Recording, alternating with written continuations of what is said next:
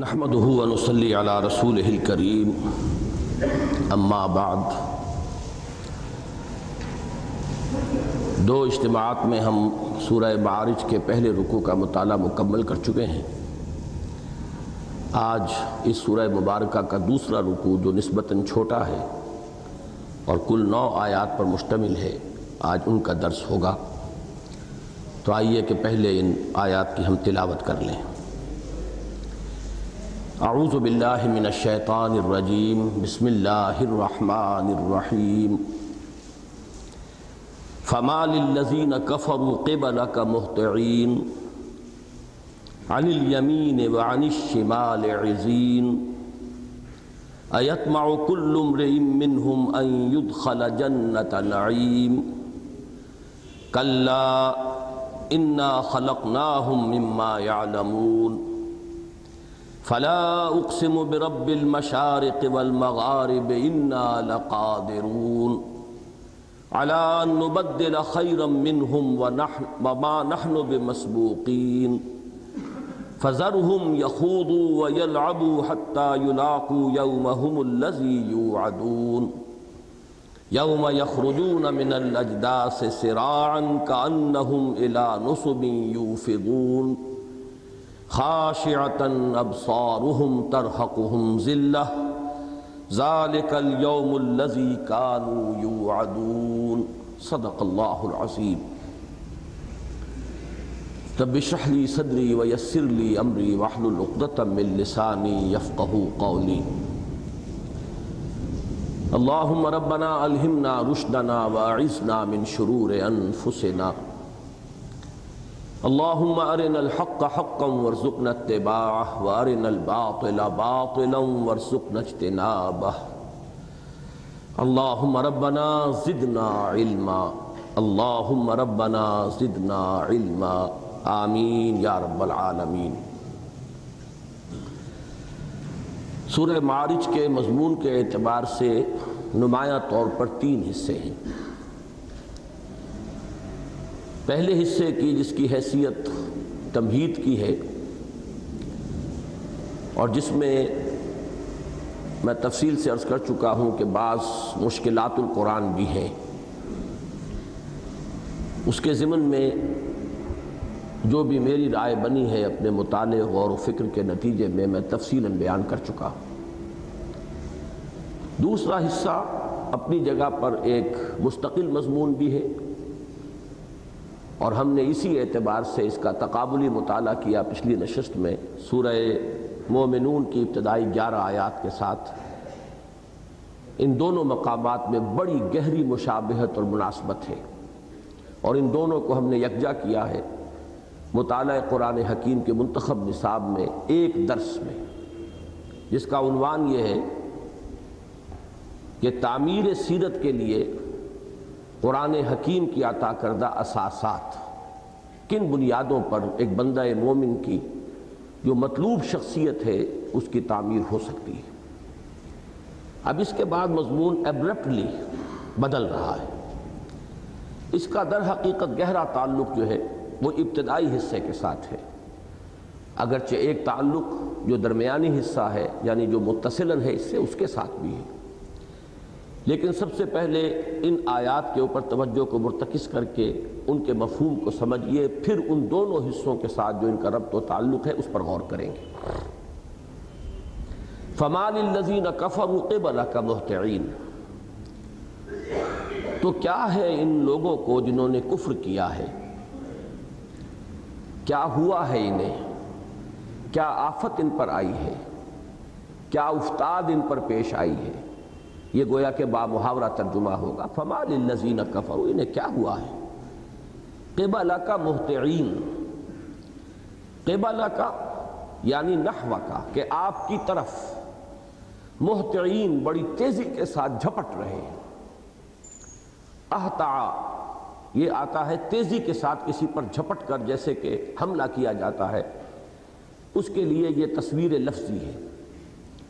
تو کیا ہو گیا ہے ان لوگوں کو، ان کافروں کو جو انکار کر رہے ہیں کہ وہ آپ کی طرف اس طرح جھپٹ کر آ رہے ہیں گویا کہ آپ کی ٹکا بوٹی کر دیں گے۔ یہ گویا کہ اس کا صحیح مفہوم ہوگا بامحاورہ۔ عن الیمین وعن الشمال عزین، اسی کی مزید وضاحت ہے۔ وہ جو صورتحال ہے اس کی تصویر کی جا رہی ہے،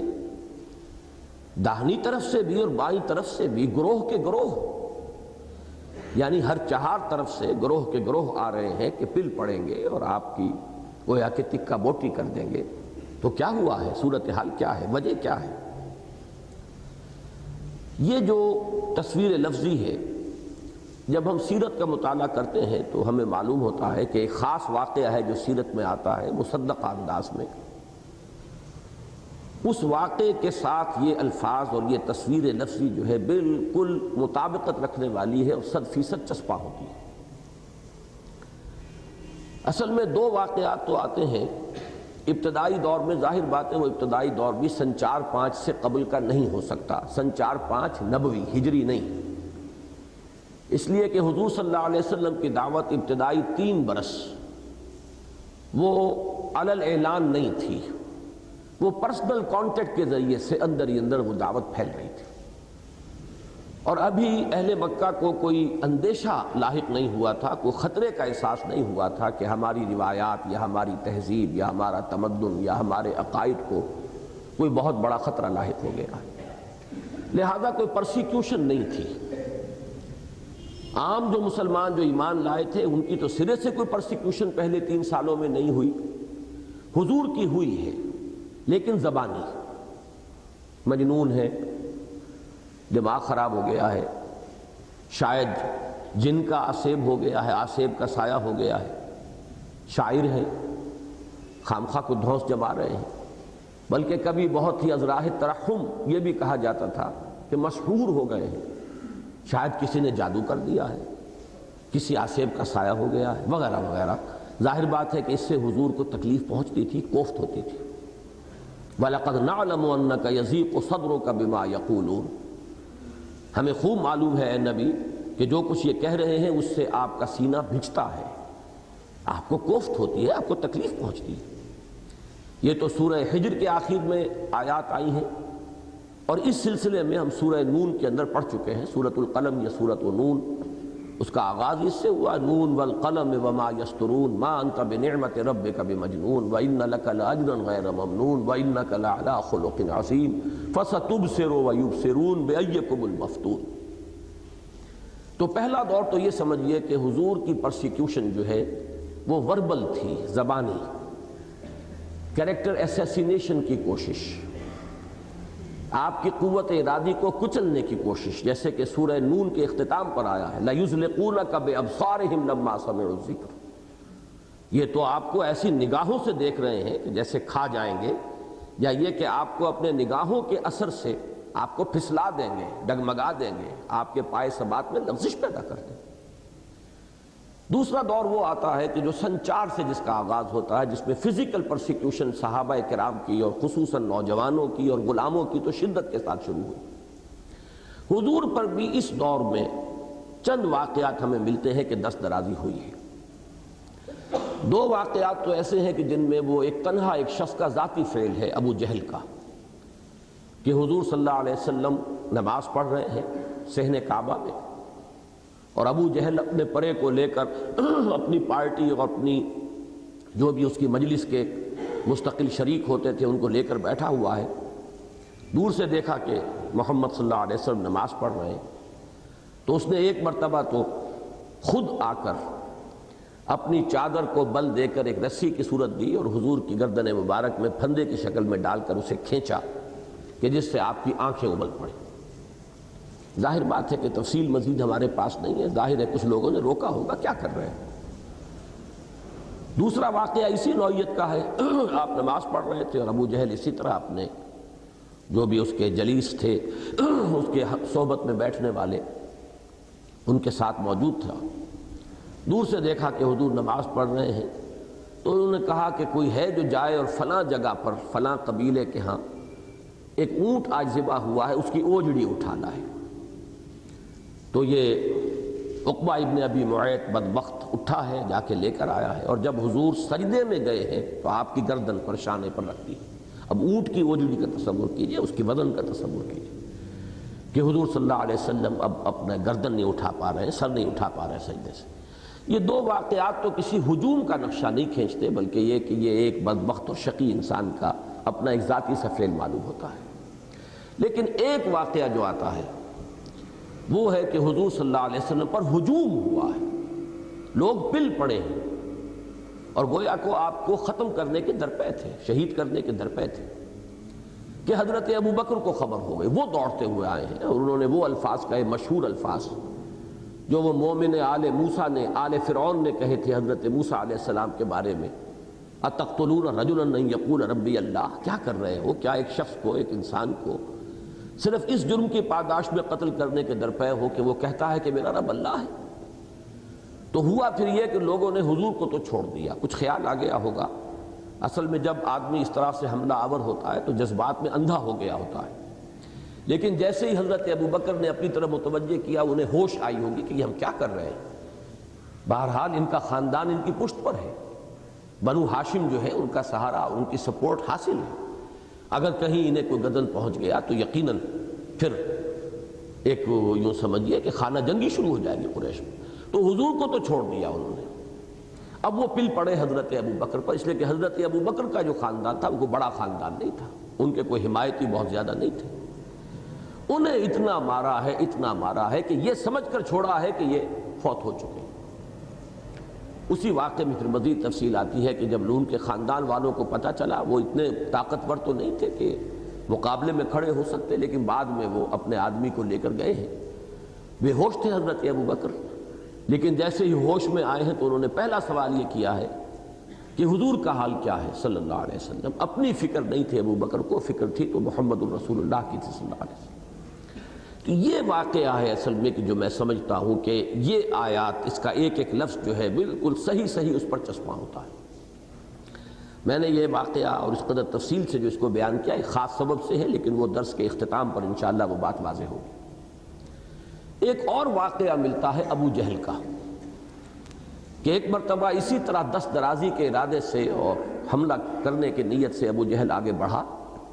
لیکن پھر پیچھے ہٹ گیا۔ تو جو اس کے وہی حواری تھے انہوں نے کہا کیا ہوا ابو جہل؟ اس نے کہا کہ میں نے اپنے اور محمد کے درمیان آگ کی ایک کھائی دیکھی اور اس میں ایک کوئی عجیب مخلوق تھی پروں والی، وہ مجھ پر ٹوٹ پڑنے کو تیار تھی۔ یہ گویا کہ اللہ تعالیٰ کی طرف سے ایک اسپیشل پروٹیکشن ہے کہ جو حضور صلی اللہ علیہ وسلم کو اب شروع ہو گئی ہے۔ یہ میں نے کئی مرتبہ بیان کیا ہے، اور بیان بھی کیا ہے اس اعتبار سے نہیں کہ وہ میری اپنی ذہنی اوپچ ہے یا میرا اپنا خیال ہے، بلکہ یہ مولانا سید مناظر حسین آسن گیلانی رحمۃ اللہ علیہ کا خیال ہے، جو مجھے 100% درست معلوم ہوتا ہے، کہ در حقیقت یوم طائف کے بعد یہ شکل ہوئی ہے۔ یوم طائف تک گویا کہ اللہ نے اپنے رسول کو کفار کے حوالے کر رکھا تھا کہ جس طرح چاہو ان کے صبر کا امتحان لے لو، دیکھ لو ان کی قوت ارادی میں کوئی ضعف ہو، ان کے صبر میں کوئی کمی ہو، ان کی استقامت میں کوئی کمی ہو، ٹھوک بجا کر امتحان کر لو، دیکھ لو، جانچ لو، پرکھ لو۔ لیکن اس کا کلائمیکس ہے پھر یوم طائف، اور یوم طائف میں حضور کی زبان مبارک سے پھر وہ دعا نکلی ہے، اللہم الیک اشکو ضعف قوتی وقلت حیلتی وہوانی علی الناس الی من تکلنی الی بعید یتجہمنی او الی عدو ملکت امری۔ اے اللہ مجھے کس کے حوالے کر دیا ہے؟ تیری ہی جناب میں فریاد لے کر آیا ہوں، اپنی کمزوری کا، اپنے وسائل کی کمی کا۔ کیا مجھے دشمن کے حوالے کر دیا ہے کہ جو چاہے میرے ساتھ کر گزرے؟ اس کو بھی نوٹ کیجئے، یہ دعا انتہائی اہم ہے۔ اگرچہ تھوڑا سا جو شکوہ آپ کہہ سکیں یا استغاثہ کہہ سکیں اس کے الفاظ آئے ہیں، فریاد کے الفاظ، لیکن پھر وہ جو نسبت عبدیت ہے وہ غالب آئی ہے فوراً۔ ان لم یکن علی غضبک فلا ابالی، پروردگار اگر تو ناراض نہیں ہے تو مجھے کوئی پرواہ نہیں۔ پھر سر تسلیم خم ہے جو مزاج یار میں آئے گا، یعنی کہیں ایسا تو نہیں کہ تو ناراض ہو گیا ہو اور یہ جو کچھ ہو رہا ہے وہ تیری ناراضگی کا مظہر ہو۔ اگر تیری رضا اسی میں ہے تو سر تسلیم خم ہے جو مزاج یار میں آئے۔ بڑے پیارے الفاظ ہیں، ان لم یکن علی غضبک فلا ابالی، اگر مجھ پر تیرا غضب نہیں ہے، ناراضگی کا کوئی معاملہ نہیں ہے تو پھر مجھے پرواہ نہیں ہے۔ اگر تیری رضا اسی میں ہے تو ہم بھی راضی ہیں۔ لیکن میرے نزدیک یہ جو چوتھا واقعہ ہے یہ غالباً یوم طائف کے بعد کا ہے، اس لیے کہ مولانا مناظر حسن گیلانی رحمۃ اللہ علیہ نے بڑی پیاری بات لکھی ہے کہ طائف کے بعد پھر حضور کو پروٹیکشن خصوصی حاصل ہوئی ہے، معجزانہ انداز کی پروٹیکشن، اس لیے کہ یہ اسی کے بعد کے واقعات ہیں نا کہ حضور جب ہجرت کے لیے نکلے ہیں تو حالانکہ گھیراؤ کیا ہوا ہے، محاصرہ کیا ہوا ہے، اور آپ نے ذرا ایک شاہت الوجوہ، ایک جو ہے وہ کنکریاں سی اور مٹی لے کر پھینکی ہے اور سب لوگ کوئی بھی دیکھ نہیں سکا پھر، اور آپ نکل گئے۔ پھر یہ اسی کا منظر ہے کہ غار ثور میں آپ ہیں اور لوگ اس کے دہانے پر پہنچ گئے ہیں۔ جو کھوجی ہے وہ کہتا ہے میرا علم اور میرا تجربہ ٹھوکر نہیں کھا سکتا، میں یقین کے ساتھ کہتا ہوں کہ محمد یہاں آئے۔ اور حضور اس وقت حضرت ابو بکر جو ہیں وہ غار کے اندر کہہ رہے ہیں کہ اے اللہ کے رسول، اگر انہوں نے غلطی سے بھی ایسے ہی بے ارادہ طور پر بھی اگر کہیں اپنے قدموں کی طرف دیکھ لیا تو نظر آ جائیں گے۔ لیکن اس وقت یہ کہ اللہ تعالیٰ نے کیسے بچایا ہے، وہ کیسے ایک مکڑی نے وہاں جالا بن دیا ہے اور کیسے ایک کبوتری نے وہاں پر انڈے دے دیے ہیں۔ ان کا تمہارا دماغ خراب ہوا، یہاں دیکھو یہ تازے انڈے ہیں اور یہ جالا بنا ہوا ہے، یہاں اس غار میں تو ہو سکتا ہے۔ تو یہ ہے وہ معجزانہ کہہ لیں یا خرق عادت، اللہ کی طرف سے خصوصی حفاظت۔ اور یہی تیسرا واقعہ اس کے ذیل میں وہ ہے کہ جب سراقہ نے آپ کا تعاقب کیا ہے تو 2 مرتبہ اس کے گھوڑے کے پاؤں جو ہے وہ اگلے پیر وہ ریت کے اندر دھس گئے گھٹنوں تک، اور پھر اس نے توبہ کی ہے، اور یہ سارے واقعات۔ تو یوں سمجھ لیجیے میں نے جو 4 واقعات آپ کو گنوائے ہیں ان میں سے پہلے 2 واقعات کی نوعیت جو ہے وہ ایک شخص کا انفرادی سا فعل یا اس کے حواریین کا۔ دوسرا واقعہ البتہ جو ہے وہ کامل مطابقت رکھتا ہے ان آیات کے ساتھ، فَمَالِ الَّذِينَ كَفَرُوا قِبَلَكَ مُهْطِعِينَ عَنِ الْيَمِينِ وَعَنِ الشِّمَالِ عِزِينَ۔ البتہ چوتھا واقعہ جو ہے وہ معلوم ہوتا ہے کہ پھر یوم طائف کے بعد کا ہے، جب آپ واپس مکے میں آ گئے ہیں، اور اس کے بعد سے اللہ تعالیٰ نے آپ کو ایک خصوصی حفاظت اور تحفظ عطا کر دیا۔ اب اس نقشے کو ذہن میں رکھیے اور ان آیات پر غور کیجئے کہ ان میں جو لوگوں کے پل پڑنے کا انداز ہے، جو ایک ایک لفظ سے، ایک ایک حرف سے، بلکہ اس کی ساخت سے، اس کے انداز سے جھلک رہا ہے۔ سوال ہو رہا ہے کہ ایسا کیوں ہے؟ اَيَطْمَعُ كُلُّ امْرِئٍ مِّنْهُمْ أَن يُدْخَلَ جَنَّةَ نَعِيمٍ، کیا چاہتا ہے، خواہش رکھتا ہے، طمع رکھتا ہے ان میں سے ہر شخص کہ وہ نعمتوں والی جنت میں داخل کر دیا جائے؟ جنت نعیم یہ مرکب اضافی ہے، نعمتوں والی جنت، نعمتوں کی جنت، نعمتوں کے باغات، نعمتوں کے باغ میں داخل کر دیا جائے۔ اس کا رب تلاش کیجئے کہ اصل میں ان کے غیظ و غضب کا سبب اصل کیا تھا، اور اس سے تعلق واضح ہو جائے گا درمیانی حصے کے ساتھ ان آیات کا۔ یہ جو ہم نے پڑھا پچھلے ہفتے ان آیات کو، تو ہمارا اس وقت انداز اور تھا، ہم نے توجہ کو مرتکز رکھا تھا اس پر کہ ان آیات کے اندر وہ بنیادیں بیان کر دی گئی ہیں کہ جن پر ایک بندہ مومن کی شخصیت کا حیولہ تعمیر ہو سکتا ہے۔ لیکن اصل سمجھیے یہاں ربط کیا ہے؟ آخری آیت ہے اولئک فی جنات مکرمون، یہ ہے وہ لوگ کہ جو جنتوں کے اندر جن کا اعزاز کیا جائے گا۔ یہ میں اولئک کہہ کر جو زور دے رہا ہوں تو در حقیقت یہ ظاہر کرنے کے لیے کہ ان میں سے ایک ایک لفظ جو ہے وہ ان لوگوں کے خلاف جا رہا تھا جن کا کردار اس کے بالکل منافی تھا۔ جو اوصاف یہاں بیان کیے گئے، الذین فی اموالہم حق معلوم للسائل والمحروم والذین یصدقون بیوم الدین والذین هم من عذاب ربہم مشفقون ان عذاب ربہم غیر معمون والذین هم لفروجہم حافظون الا علی ازواجہم وما ملکت ایمانہم فانہم غیر ملومین فمن ابتغى وراء ذلك فاولئك هم العادون والذین هم لاماناتهم وعهدهم راعون والذین هم بشهاداتهم قائمون۔ مثبت انداز میں تو وہ پہلو ہے جو ہم پڑھ چکے، منفی انداز میں سے ان میں سے ایک لفظ تیر بن کر لگ رہا ہے کہ تم وہ لوگ نہیں ہو، تمہارا کردار اس سے متضاد ہے، تمہاری شخصیتیں منافی ہیں، تم مال کی محبت میں گرفتار ہو، تم یتیموں کو دھکے دیتے ہو، ان کا مال ہڑپ کر کے کھا جاتے ہو۔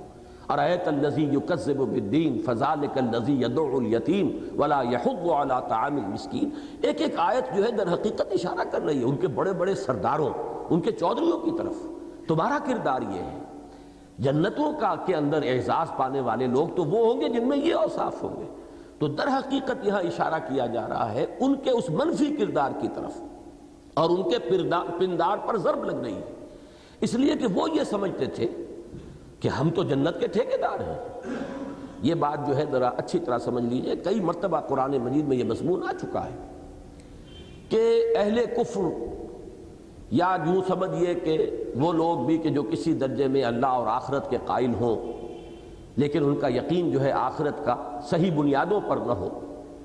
انہیں جو بہت سے مغالطے لاحق ہو جاتے ہیں، ان میں سے ایک مغالطہ یہ بھی ہے کہ اگر اس دنیا میں ہمیں اللہ نے نعمتیں دی ہوئی ہیں، ہم پر اللہ کی نگاہ کرم ہے، اس کا فضل ہے، تو یقیناً ہم میں کوئی خوبی ہے، یقیناً ہم اللہ کے چہیتے ہیں، یقیناً ہم اللہ کے لاڈلے ہیں، لہذا ہمیں اگر آخرت ہوئی تو بھی وہاں پہ بھی وہی سب کچھ حاصل ہوگا۔ یہ بات جو ہے یہ ان کے لیے ایک دلیل بنی ہوئی تھی کہ جب ہمارے پاس یہاں دولت ہے، ثروت ہے، وجاہت ہے، اللہ نے ہمیں اولاد دی ہے، جائیدادیں دی ہیں، عزت دی ہے،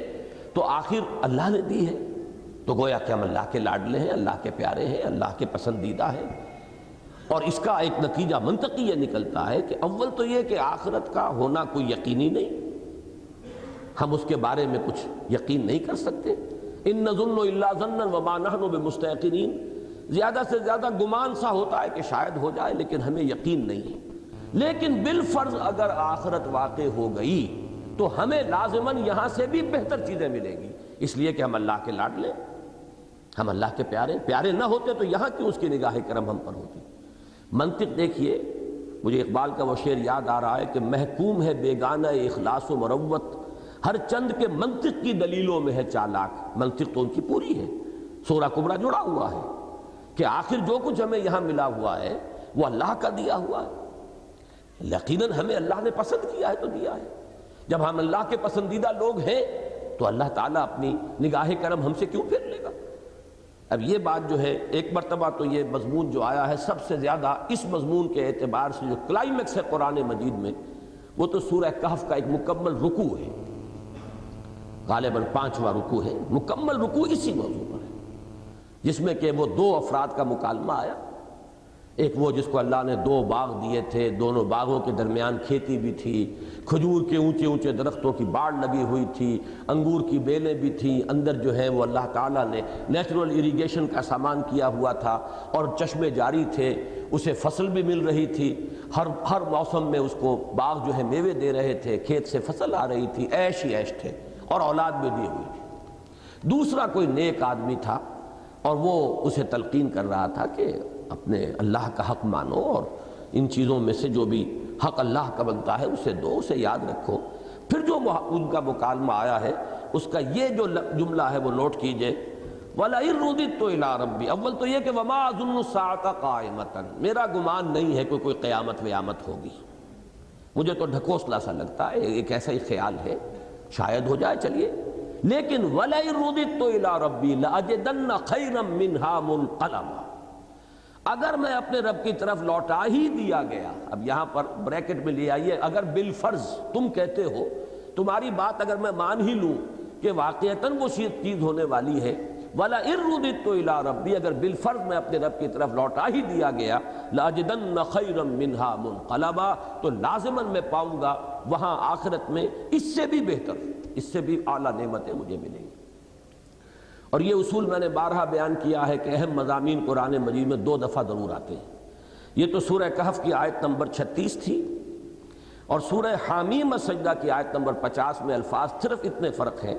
وَمَا أَظُنُّ السَّاعَةَ قَائِمَةً جو کا تو وَلَئِن رُجِعْتُ إِلَىٰ رَبِّي، رُدِدتُّ کی بجائے رُجِعْتُ، اگر میں بالفرض اپنے رب کی طرف لوٹا ہی دیا گیا، إِنَّ لِي عِندَهُ لَلْحُسْنَىٰ، تو میرے لیے تو اس کے پاس بہت اچھی چیزیں، نعمتیں ہیں، میں اس کا پسندیدہ بندہ ہوں، یقیناً محبوب ہوں، لاڈلا ہوں، تبھی اس نے یہاں دیا وہ وہاں بھی دے گا۔ بلکہ اس کی بنا پر وہ دنیا میں بھی کہتے تھے ہمیں دنیا میں بھی اور ملے گا۔ یہ سورہ مریم کی آیت ہے، أَفَرَأَيْتَ الَّذِي كَفَرَ بِآيَاتِنَا وَقَالَ لَأُوتَيَنَّ مَالًا وَوَلَدًا، کیا دیکھا تم نے اس شخص کو جس نے ہماری آیات کا انکار کیا لیکن یہ کہا کہ مجھے لازماً مل کر رہیں گے، پہلے بھی مجھے اللہ نے مال اور اولاد دی ہوئی ہے اور مال اور اولاد میں اللہ تعالیٰ اضافہ فرمائے گا۔ یہ سمجھتے تھے کہ یہ ہمارا استحقاق ذاتی ہے، اس کا کردار سے کوئی تعلق نہیں، اس کا شخصیت سے کوئی تعلق نہیں، سیرت سے کوئی تعلق نہیں۔ ان کے اسی پندار پر ضرب لگی ہے سورہ نون یا سورہ قلم میں، چنانچہ وہاں جو دوسرے رکوع کے اندر مسلسل مضمون آیا ام لکم کتاب فیہ تدرسون، تم نے تو یہ ڈھکوسلے گھڑ لیے ہیں اور یہ یقین تمہیں اس درجے میں حاصل ہے، کیا تمہارے پاس کوئی آسمانی کتاب ہے جس میں یہ لکھا ہوا ہو، اس میں تم پڑھ رہے ہو؟ ام لکم کتاب فیہ تدرسون ان لکم فیہ لما تخیرون، کیا اس کتاب میں یہ تمہارے لیے ضمانت دے دی گئی ہے کہ تمہیں وہ سب کچھ مل جائے گا جو تم خود چاہو گے، جو خود چوز کرو گے، جسے خود پسند کرو گے؟ ام لکم ایمان علینا بالغۃ الی یوم القیامہ، کیا کوئی قسم ہے تمہاری ہمارے ذمے، یعنی ہم سے تم نے کوئی عہد لیا ہوا ہے اور ہم نے قسم کھا کر تم سے کوئی عہد کیا ہوا ہے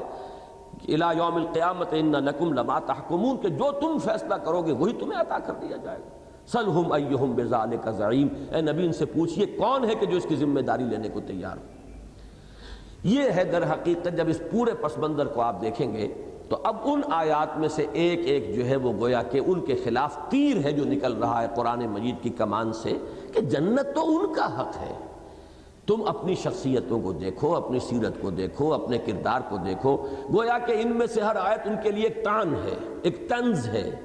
ان کی طرف ایک تعریض ہے، ان کے اوپر ایک تیر کے مانند جا کر لگ رہی ہے۔ یہی وجہ ہے کہ اس کے رد عمل کے طور پر اب وہ ہجوم کر کے آئے ہیں، غصے کے اندر ٹوٹ پڑے ہیں، تکہ بوٹی کرنے کے لیے جو ہے وہ آمادہ ہو گئے ہیں۔ فَمَا لِلَّذِينَ كَفَرُوا قِبَلَكَ مُهْطِعِينَ عَنِ الْيَمِينِ وَعَنِ الشِّمَالِ عِزِينَ أَيَطْمَعُ كُلُّ امْرِئٍ مِّنْهُمْ أَن يُدْخَلَ جَنَّةَ نَعِيمٍ كَلَّا إِنَّا خَلَقْنَاهُمْ مِمَّا يَعْلَمُونَ۔ اس سے پہلے کہ ہم اس سے آگے بڑھیں، یہ دو ہم نے جو آیات پڑھی ہیں، 3 آیتیں، ان کے حوالے سے جو میں نے اس سورہ مبارکہ کی ابتدائی آیات کے بارے میں رائے ظاہر کی تھی، اس پر ایک مرتبہ دوبارہ نظر ڈال لیجیے۔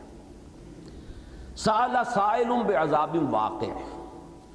اس میں میں نے عرض کیا تھا کہ اس کے بہت سے مفہوم لیے گئے ہیں۔ مثلا ایک یہ بھی ہے کہ یہ سألہ نہیں ہے، سالہ ہے،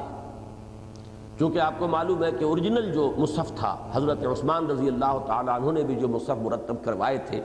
ان میں بھی زیر زبر نہیں تھے، تو سالہ تو تب پڑھیں گے جب الف کے اوپر حمزہ لگا ہوا اوپر زبر ہو، اگر کچھ نہیں ہے تو سالہ بھی پڑھا جا سکتا۔ سالہ یا سیلوں کے معنی ہوتے ہیں کسی شے کا بہہ نکلنا، سیل جسے کہتے ہیں، عشق خود ایک سیل ہے، سیل کو لیتا ہے تھام، تو یہ سیل جو ہے سالہ یا سیلو، اس میں گویا کہ ان حضرات کی رائے یہ ہے کہ مراد یہ ہے سالہ سائل بعذاب واقع للکافرین لیس لہ دافع، کہ عذاب کا ایک نالا بہ نکلا ہے جو ان کافروں کی طرف پہنچ کر رہے گا، اور ان کافروں سے کوئی بھی اسے دفع کرنے والا اور دور کرنے والا نہیں ہے، کوئی طاقت نہیں ہے کہ جو اس کے رخ کو موڑ سکے۔ لیکن یہ ایک بہت ہی شاذ رائے ہے، اس کی رائے کے تو سمجھیے کہ ایک شاذ رائے کے درجے میں نے ذکر کر دیا، ورنہ یہ کہ محققین نے اسے قبول نہیں کیا۔ اب اس کے بعد آ جاتا ہے سأل سائل، مانگا، طلب کیا۔ اس میں 2 رائے ہیں، ایک تو جمہور کی رائے ہے اور ہمارے آج کل کے تراجم جتنے بھی ہیں اردو کے ان سب نے اسی کو اختیار کیا ہے، اور وہ یہ ہے کہ یہ سائل جو ہے یہ کوئی کافر ہے، چاہے عقبہ ابن ابی معیط ہے یا نضر ابن حارث ہے یا ابو جہل ہے، وہ لوگوں کے اوپر اپنے خلوص اور اخلاص کا اثر قائم کرنے کے لیے یہ کہا کرتے تھے، اے اللہ اگر محمد حق پر ہے تو ہم پر عذاب نازل کر دے۔ یہ ان کا ایک ہتھ کنڈا تھا، جیسے آج کل پروپیگنڈا یا وہ ڈس انفارمیشن سروس جو آج کل دونوں طرف الزام لگ رہے ہیں ایک دوسرے پر،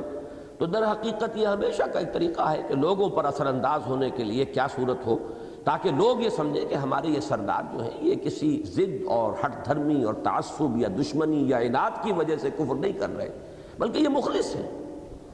لہذا وہ اپنے خلوص کا یقین دلانے کے لیے وہ کہتے تھے کہ اللہ ہم پر بارش ہو جا، امطر علینا حجارۃ من السماء، ہم پر آسمان سے بارش برسا دے اگر یہ سچا ہے محمد اور جو بات یہ کہہ رہا ہے وہ درست ہے صلی اللہ علیہ وسلم۔ ایک یہ بات ہے۔ ایک رائے کہ جو سلف میں تھی، بہت سی آراء میں حیران ہوتا ہوں کہ تفسیر کے معاملے میں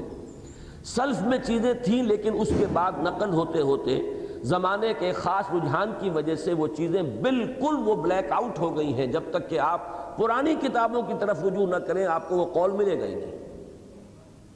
سلف میں میں نے جب تفسیر کبیر دیکھی تو اس میں وہ رائے موجود ہے،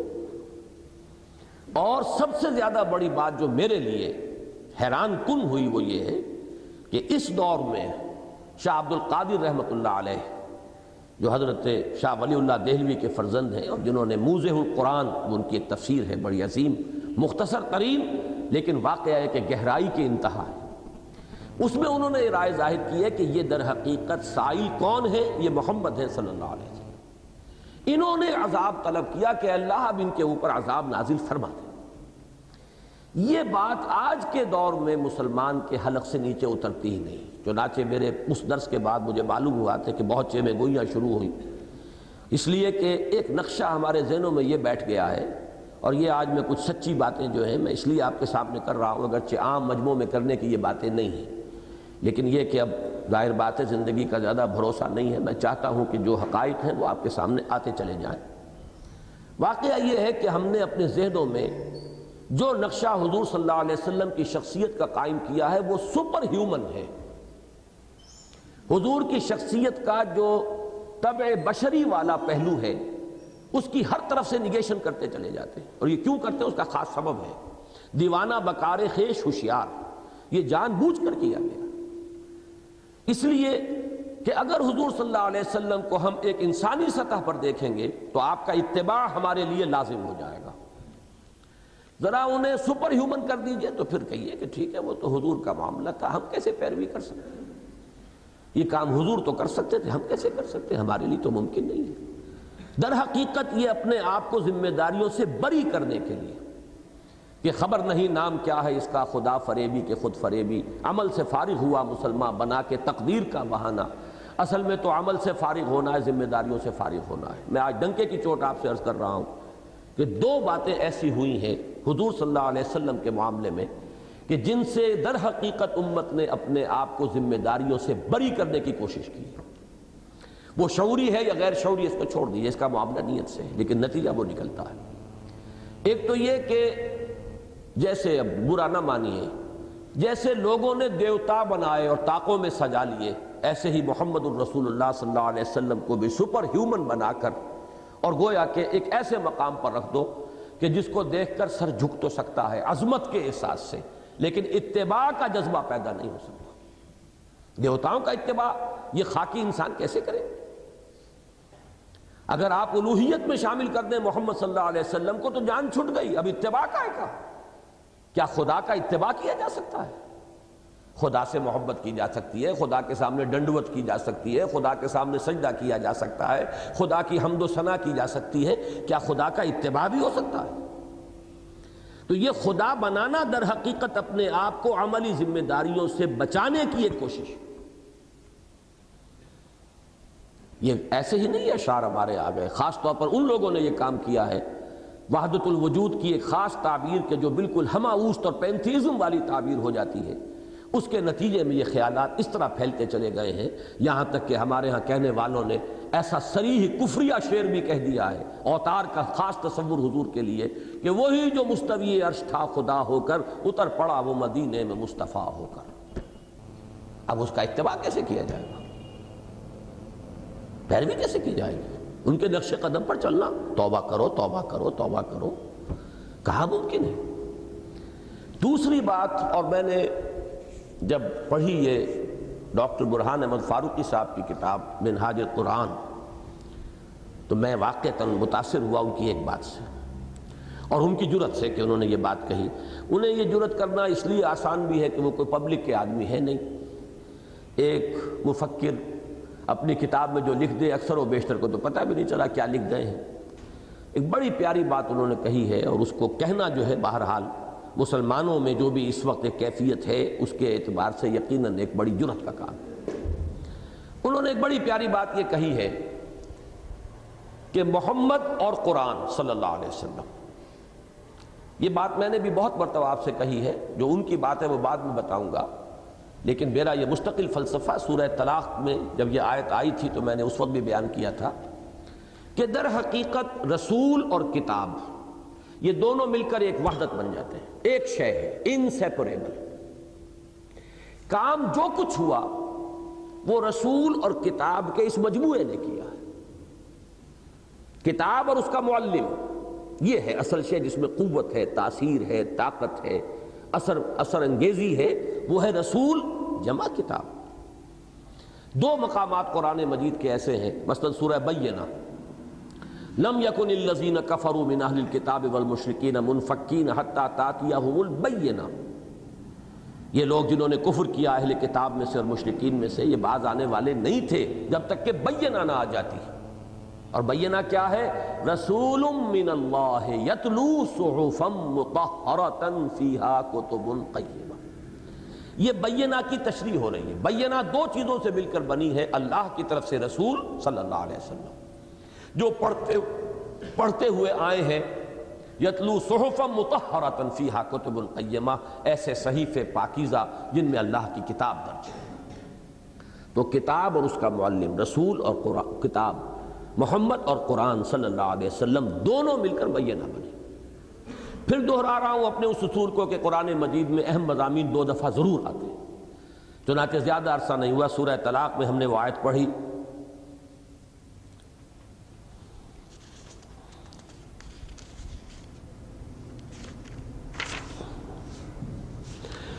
سورہ طلاق میں قد انزل اللہ الیکم ذکرا،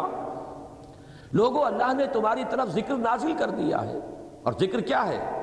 رسولا یتلو علیکم آیات اللہ مبینات لیخرج الذین آمنوا وعملوا الصالحات من الظلمات الی النور۔ جیسے بینہ میں بھی بریکٹ کیا، رسول من اللہ یتلو صحفا مطہرۃ فیہا کتب قیمہ، یہاں ذکرہ میں بریکٹ کیا ہے، رسولا یتلو علیکم آیات اللہ مبینات، ایک رسول جو تمہیں پڑھ کر سنا رہا ہے اللہ کی روشن آیات، واضح کر دینے والی آیات جو نکالتے ہیں تاکہ نکالے تمہیں ان لوگوں کو جو ایمان لائیں اور نیک عمل کریں، ان کو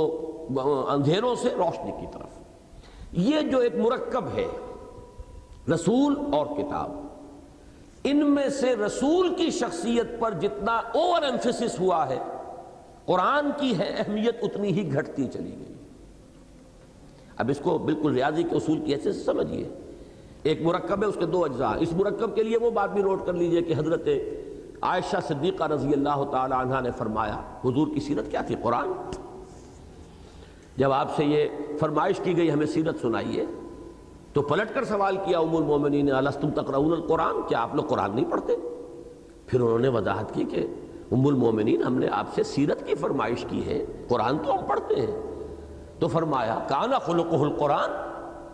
در حقیقت یہ قرآن مجسم ہے، یہ قرآن مصحف کی شکل میں ہے، یہ قرآن متلو ہے، وہ قرآن مجسم، دونوں چیزیں مل کر ایک وحدت بنتی۔ اس وحدت میں جب رسول کے مقام کو زیادہ ایمفیسائز کر دیں گے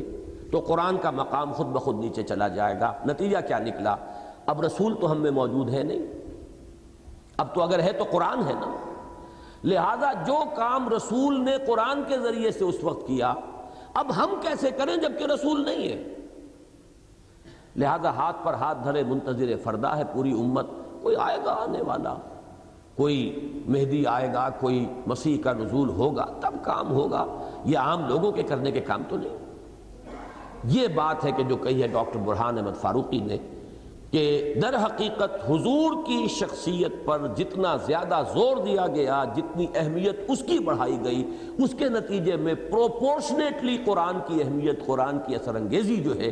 اس پر سے لوگوں کا اعتماد اور یقین ہٹتا چلا گیا۔ یہی وجہ ہے کہ ہم بالکل بے یار و مددگار ہیں، حالانکہ حضور نے اپنے آخری خطبے کے اندر، خطبہ حجۃ الوداع میں یہی فرمایا تھا، میں جا رہا ہوں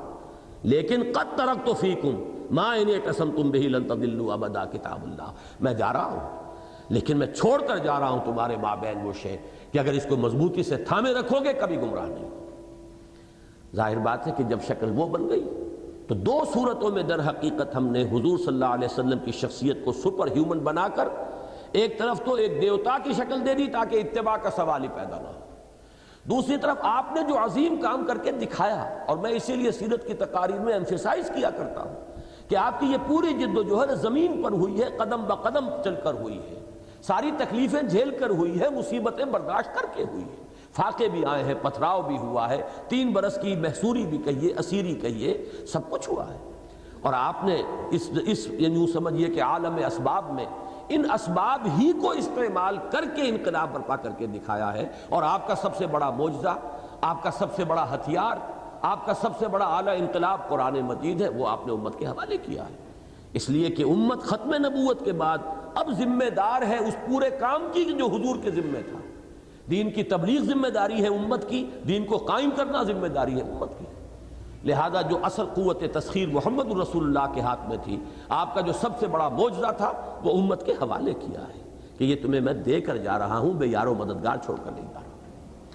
اس وجہ سے ہمارے اکثر لوگوں کے ذہنوں میں یہ بات جو ہے کھلبلی مچا دیتی ہے کہ کیا حضور کبھی بد دعا بھی کر سکتے ہیں؟ ہم نے اپنے ذہنوں میں نقشہ یہ جما رکھا ہے کہ مجال نہیں، حضور تو کبھی بد دعا کر ہی نہیں سکتے، معاذ اللہ. حالانکہ ذرا سوچئے، حضور کی ایک بد دعا کا ذکر قرآن مجید میں سورہ آل عمران میں موجود ہے. آخر جب آپ پر وہ ہجوم ہوا ہے اور جب چاروں طرف سے آپ پر گھیراؤ ہوا ہے اور جب آپ پر وار ہوا ہے، دندان مبارک شہید ہوئے ہیں اور خون کا فوارہ چھوٹا ہے اور چہرہ مبارک جو ہے خون سے رنگین ہو گیا ہے، تو الفاظ نکلے کہ نہیں نکلے؟ آپ کی زبان مبارک سے الفاظ نکلے. کیف یہدی اللہ قوما خضبوا وجہ نبیہم بالدم. کیسے اللہ تعالیٰ ایسی قوم کو ہدایت دے گا کہ جس نے اپنے نبی کے چہرے کو خون سے رنگ دیا؟ اب یہ الفاظ قرآن میں نہیں ہیں، لیکن یہ آیت مبارکہ جو ہے قرآن مجید میں سورہ آل عمران کی 128 129 اس کا شان نزول وہی ہے. کوئی اور اس کا مفہوم معین ہو ہی نہیں سکتا کہ فوراً اللہ کی طرف سے گرفت ہوئی ہے. لیس لک من الامر شیء، اے نبی آپ کے ہاتھ میں کوئی اختیار نہیں ہے. او یتوب علیہم او یعذبہم فإنہم ظالمون. اللہ کا اختیار ہے، وہ چاہے تو ان کو توبہ کی توفیق دے دے، توبہ قبول فرما لے، چاہے تو انہیں عذاب دے. یقیناً وہ ظالم ہے، اس میں کوئی شک نہیں، ظالم تو ہے، لیکن ظالم کو سزا دے یا ظالم کو توبہ کی توفیق عطا فرما دے، یہ اختیار اللہ کا ہے، آپ کا نہیں ہے.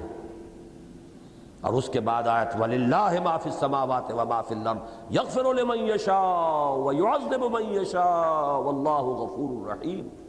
آسمان اور زمین میں جو کچھ ہے اللہ کا ہے، اختیار مطلق اسی کا ہے، جس کو چاہے بخش دے، جس کو چاہے عذاب دے، اور اللہ تو غفور اور رحیم ہے. اور ذرا تاریخی حقیقت دیکھیے کہ جو شخص سبب بنا تھا اس پورے حادثے کا، اصل سبب تو خیر مسلمانوں کی وہ انڈسپلن کی کیفیت تھی. 35 حضرات اس درے سے ہٹ گئے تھے، اصل سبب تو یہی تھا. لیکن بظاہر احوال تو آپ کو معلوم ہے خالد ابن ولید، جن کی عقابی نگاہوں نے دیکھ لیا تھا دور سے، بھگدڑ مچ رہی تھی، لشکر جو ہے کفار کا بھاگا جا رہا تھا. قرآن خود کہہ رہا ہے تم انہیں گاجر مولی کی طرح کاٹ رہے تھے، ہم نے تو تم سے اپنا وعدہ سچ کر دیا تھا. لَقَدْ صَدَقَكُمُ اللَّهُ وَعْدَهُ إِذْ تَحُسُّونَهُم بِإِذْنِهِ. لیکن پھر تم نے کیا حَتَّىٰ إِذَا فَشِلْتُمْ وَتَنَازَعْتُمْ فِي الْأَمْرِ. تم نے حکم کو توڑا، حکم کی خلاف ورزی کی، تم ڈھیلے پڑے، ان ڈسپلن کا ثبوت تم نے دیا، نتیجہ یہ نکلا کہ ہم نے تمہیں سزا دی ہے. لیکن جو شخص عالم اسباب میں اس کا ذریعہ بنا ہے وہ خالد ابن ولید، جو دور سے عقابی نگاہ سے اس نے تاڑ لیا کہ وہ درہ اس وقت خالی ہے. یہ صرف 15 رہ گئے آدمی. اس نے ایک لمبا چکر دیا ہے اپنے، چونکہ کیولری جو تھی رسالے کے انچارج وہی تھے، کمانڈر تھے. انہوں نے وہ گھیرا ڈال کر جو حملہ کیا، تو پھر جو نقشہ جمع ہے وہ سیرت کی کتابوں میں آپ نے پڑھا، جو بھگدڑ مچی ہے. اور حضور کے بارے میں یہ بھی افواہ اڑ گئی کہ آپ شہید ہو گئے. مصعب بن عمیر اور حمزہ رضی اللہ تعالیٰ عنہما جیسی عظیم شخصیتیں شہید ہوئیں، 70 صحابہ شہید ہوئے، یہ سب کچھ ہوا. تو یہ آیت ذہن میں رکھیے، اس وقت حضور کے زبان مبارک سے وہ الفاظ نکلے ہیں. کیف یہدی اللہ قوما، کیسے ہدایت دے گا اللہ تعالیٰ کسی قوم کو، خضبوا وجہ نبیہم بالدم، جس نے کہ اپنے نبی کا چہرہ خون سے رنگ دیا. لیس لک من الامر شیء، آپ کے لیے کوئی حصہ اختیار میں سے نہیں ہے. الفاظ بہت ہی سمجھیے کہ کیٹیگوریکل ہے، کوئی حصہ نہیں ہے آپ کا اختیار. یہی بات ہے جو حضور صلی اللہ علیہ وسلم بھی فرمایا کرتے تھے. اگر کسی نے ذرا کہہ دیا ویسے ہی کہ ما شاء اللہ وما شئت، جو اللہ چاہے اور آپ چاہیں، تو حضور فوراً پکڑ لیتے تھے. اجعلتنی ندا للہ، کیا تو نے مجھے اللہ کا مد اللہ تعالیٰ کی طرف ایک بات منسوخ کر رہے تھے. حضور کیسے اللہ ان کو ہدایت دے گا؟ یہ بات ذرا مختلف تھی کہ یہ تو اختیار ہمارا ہے، یہ آپ کا تو نہیں. ہم جسے چاہیں گے توبہ کی توفیق دیں گے، جس کو چاہیں گے ہم عذاب دیں گے. اور میں عرض کر رہا تھا کہ جس شخص کی وجہ سے یہ ہوا ہے وہی ایمان لایا ہے، اور اللہ تعالیٰ نے حضور کو کے ہاتھوں اسے تلوار دلوائی ہے اور خطاب دلوایا ہے خالد سیف من سیوف اللہ. خالد تو اللہ کی تلواروں میں سے ایک تلوار ہے. تو اس آیہ مبارکہ کو سامنے رکھیے، اور پھر سورہ نوح کے اندر جو آگے آئے گی وَقَالَ نُوحٌ رَبِّ لَا تَذَرْ عَلَى الْأَرْضِ مِنَ الْكَافِرِينَ دَيَّارًا، اس سے زیادہ سخت دعا تو کوئی بد دعا تو ہو ہی نہیں سکتی، اس پر کوئی گرفت نہیں ہے۔ تو کیا حضرت نوح اللہ کے رسول نہیں تھے؟ معلوم ہوا کہ نبوت و رسالت کے مقام سے ہرگز فرو نہیں ہے یہ بات، نمبر ایک۔ اور یقیناً کیفیات مختلف ہوتی ہیں، ہر انسان کا معاملہ یہ ہے کہ کبھی اس کی کیفیت کچھ ہوتی ہے، کبھی کچھ ہوتی ہے۔ خود حضور صلی اللہ علیہ وسلم اپنے بارے میں فرماتے ہیں اِنَّهُ لَيُغَانُ عَلَىٰ قَلْبِي، کبھی کبھی میرے دل کے اوپر بھی پردہ سا آ جاتا ہے۔ اگرچہ ہم آپ کے دل کے پردے کو اپنے پردوں اور حجابات پر قیاس نہیں کر سکتے، زمین و آسمان کا فرق ہوگا، لیکن کوئی شے تو ہے جسے تعبیر کیا جا رہا ہے، آپ کے اپنے مقام کی مناسبت سے وہ پردہ اور حجاب ہے، ورنہ تو یہ لفظ جو ہے یہ استعمال نہ ہوتا۔ اور حضور صلی اللہ علیہ وسلم متکلفین میں سے نہیں تھے، تصنع آپ کی ذات شخصیت کے اندر کہیں نام و نشان اس کا نہیں تھا۔ ما انا من المتکلفین قرآن مجید میں کہلوایا گیا ہے، نبی کہہ دیجئے کہ میں کوئی تکلف اور تصنع نہیں کرتا۔ آپ نے جو کچھ کہا ہے وہ اپنی حقیقی کیفیت کو ظاہر کیا ہے۔ انہ لیغان علی قلبی، میرے دل پر بھی کبھی کبھی پردہ سا آ جاتا ہے۔ اس لیے اس میں کوئی بات جو ہے ایسی ناقابل فہم نہیں ہے کہ ایک وقت میں طائف میں حضور صلی اللہ علیہ وسلم کے سامنے آفر بھی آئی ہے کہ ملک الجبال حاضر ہوا ہے کہ اگر آپ حکم دیں اللہ نے مجھے بھیجا ہے، اگر آپ فرمائیں تو میں ان دونوں پہاڑوں کو ٹکرا دوں جس کے مابین وادی میں یہ شہر آباد ہے، یہ پس کر سربا بن جائے۔ لیکن اس وقت اللہ تعالیٰ نے آپ کو جو ہمت دی ہے، آپ نے فرمایا نہیں، کیا عجب کہ ان کی آئندہ نسلوں کو اللہ تعالیٰ اسلام کی توفیق دے دے۔ اور یہ بھی بڑی تاریخی حقیقت ہے کہ ہمارے لیے خاص طور پر بر عظیم پاک و ہند میں اسلام کا جھنڈا لے کر آنے والے محمد ابن قاسم ثقفی تھے، اور ثقیف جو ہے وہ طائف کا قبیلہ ہے، طائف کے رہنے والے تھے۔ تو اللہ تعالیٰ نے ان کی آئندہ نسلوں کو ہدایت دی ہے، لیکن یہ کہ اس طرح کا یہ نہ سمجھیے کہ ہمیشہ یہی لازم ہے۔ جیسے کہ وہاں ہو گیا، اس میں ایک نقطہ اور بھی ہے، وہ نوٹ کر لیجئے۔ در حقیقت طائف میں بھی جو معاملہ ہے وہ ہجوم کا نہیں ہے۔ دو میں نے جو واقعات آپ کو سنائے تھے اس لیے سنائے تھے کہ پہلے دو واقعات جو ہے ابو جہل کے، وہ ایک انفرادی سا عمل ہے، وہ کوئی ہجوم نہیں ہے کہ سب لوگ چاروں طرف سے آ کر پل پڑے ہوئے، جس کا نقشہ یہاں کھینچا گیا ہے فَمَا لِلَّذِينَ كَفَرُوا قِبَلَكَ مُهْطِعِينَ عَنِ الْيَمِينِ وَعَنِ الشِّمَالِ عِزِينَ۔ یہ نقشہ جو ہے وہ ان دونوں واقعات میں بھی نہیں ہے، طائف میں بھی نہیں۔ طائف میں بھی چھوکرے تھے اصل میں، ورنہ جو بڑے لوگ تھے جن سے آپ ملے ہیں انہوں نے اگرچہ جملے تو ایسے ہی کہے تھے جو جگر کو چھید ڈالنے والے تھے کہ اللہ کو آپ کے سوا کوئی نہیں ملا تھا رسول بنانے کے لیے، گویا کہ آپ اپنے محاورے میں کہیں گے یہ منہ اور مسور کی دال، آپ ہی رہ گئے تھے صرف۔ ایک نے کہا چلیے جائیے، آپ چلے جائیے، میں آپ سے بات بھی نہیں کرنا چاہتا، اس لیے کہ دو ہی شکلیں ہیں، یا آپ سچے ہیں یا جھوٹے ہیں، جھوٹے کو تو میں منہ لگاتا ہی نہیں، اور اگر آپ سچے ہیں تو مجھے اندیشہ ہے اگر آپ اللہ کے رسول ہیں کہیں میں کوئی گستاخی کر بیٹھوں تو پھر میرے اوپر تو عذاب آ جائے گا۔ اب اس میں استہزاء بھی ہے، طنز بھی ہے، جو بھی کچھ ہے اس کی تلخی ہے، لیکن ان میں سے کسی کا یہ معاملہ نہیں ہے کہ انہوں نے ہجوم کیا ہو حضور پر، تینوں جن سے کہ آپ نے ملاقات کی ہے۔ جملے ضرور کہیں، وہی وربل پرسیکیوشن جو ہے،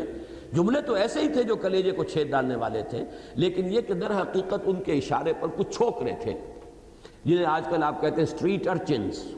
بس ان کو ذرا اشارہ کر دیا گیا اور وہ جو ہے وہ پتھراؤ کر رہے ہیں، اس طریقے سے آپ پر وہ جو ہے وہ سنگ باری ہوئی ہے، خشت باری ہوئی ہے۔ لیکن یہ دو موقع ایسے ہیں، ایک غزوہ احد جس کے بارے میں سب کو معلوم ہے، اس لیے کہ ہماری بدقسمتی یہ ہے کہ سیرت کا جو حصہ ہے مکی دور کا، ہماری بڑی محرومی یہ ہے کہ اس کے بارے میں ہمارے پاس تفاصیل موجود نہیں، اس وقت تک کے واقعات کو اس طرح ریکارڈ نہیں کیا گیا۔ حالات کا ٹیمپو اتنا زیادہ تھا، صحابہ اس درجے مصروف تھے اپنی انقلابی جد و جہد میں کہ کون ان چیزوں کو ریکارڈ کرتا، کون حضور سے پچھلے حالات پوچھتا کہ کیا کچھ آپ کے ساتھ بیتی ہے ابتدائی دور میں۔ ابتدائی دور میں تو چند ہی لوگ ساتھ تھے، وہی ان سے واقف تھے، لہٰذا آپ کوئی ریسرچ کونسل بیٹھی ہوتی اور ریکارڈ کیا گیا ہوتا، وہ تو اس کا نہ معاملہ تھا، نہ اس کے لیے حالات سازگار تھے۔ البتہ مدینے میں آ کر چونکہ جنگیں ہوئیں، اور جنگوں کے بارے میں عرب کا پہلے سے ہی ایک مزاج تھا کہ وہ کتابیں لکھا کرتے تھے، جنگوں کے حالات کو وہ مرتب کرتے تھے۔ کتاب المغازی سب سے پہلے لکھی گئی ہے سیرت کی، کہ جن میں غزوات کا ذکر ہے، اس لیے کہ وہ عربوں کی ایک روایت تھی، وہ ان کے ہاں ایک اہم مسئلہ ہوتا تھا۔ لہذا مدنی دور کی جو ہے سیرت،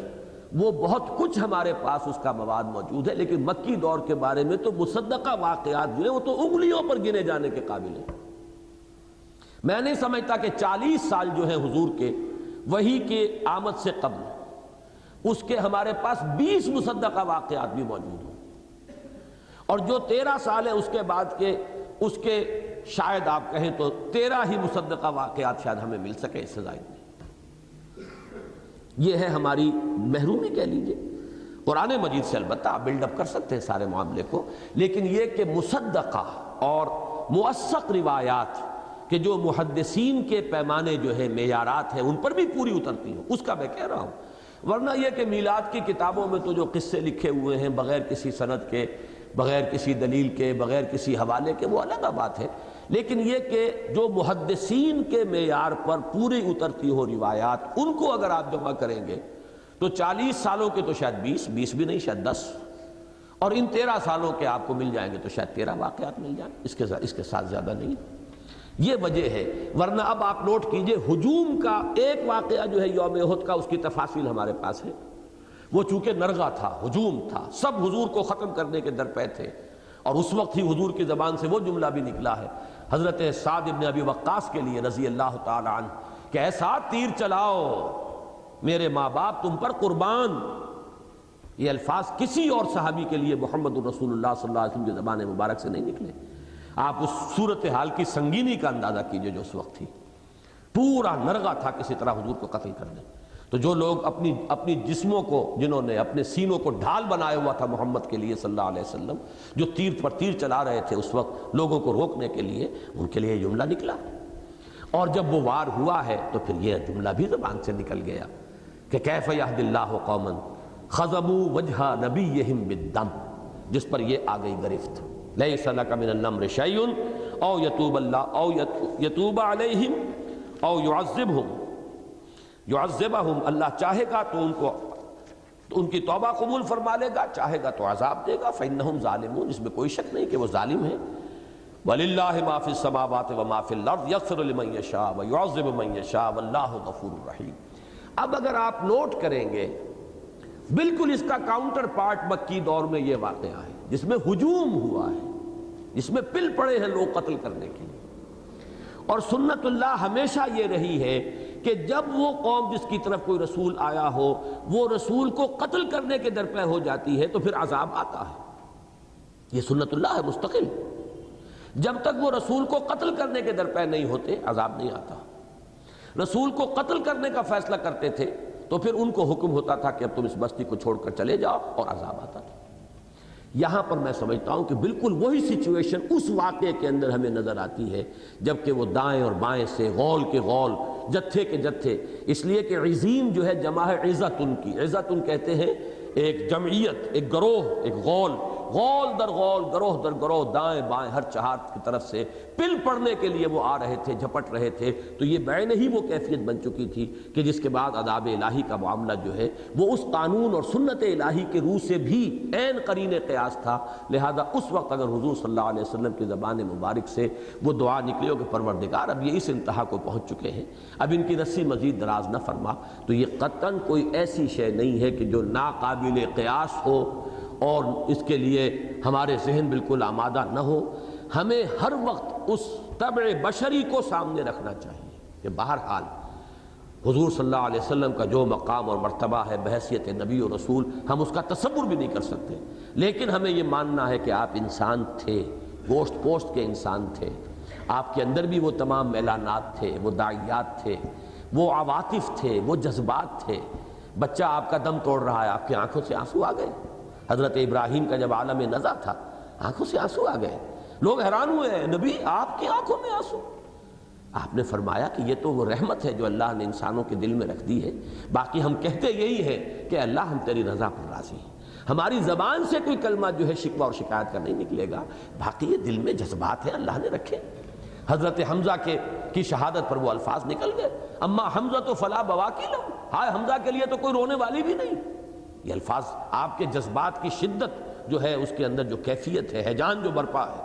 وہ محبت تھی، فطری تھی، طبعی تھی، پھر ایمان کی بنیاد پر تھی، ان کا جو مقام تھا اسد اللہ و اسد رسول ہی، یہ ساری محبتیں جو قلب محمدی میں تھیں حضرت حمزہ کے لیے علیہ الصلاۃ والسلام و رضی اللہ عنہ، ظاہر بات ہے اس کا اظہار ہوا ہے۔ اما حمزہ تو فلا بواکی لہو، جب سنا ہے انصار نے تو انہوں نے اپنے ہاں سے جا کر خواتین کو بھیجا ہے کہ جاؤ اور تعزیت کرو، اس لیے کہ اس وقت تک مردوں پر بین کرنے کی ابھی اور ماتم کرنے کی ممانعت نہیں آئی تھی، اور یہ عرب کا رواج تھا۔ ان کی خواتین جو ہیں وہ قصیدے کہتی تھیں فی البدیہہ، اور روتی تھیں اور کپڑے پھاڑتی تھیں اور چیختی تھیں اور چلاتی تھیں، جیسے کہ اور لوگوں کے اندر بھی رواج ہے۔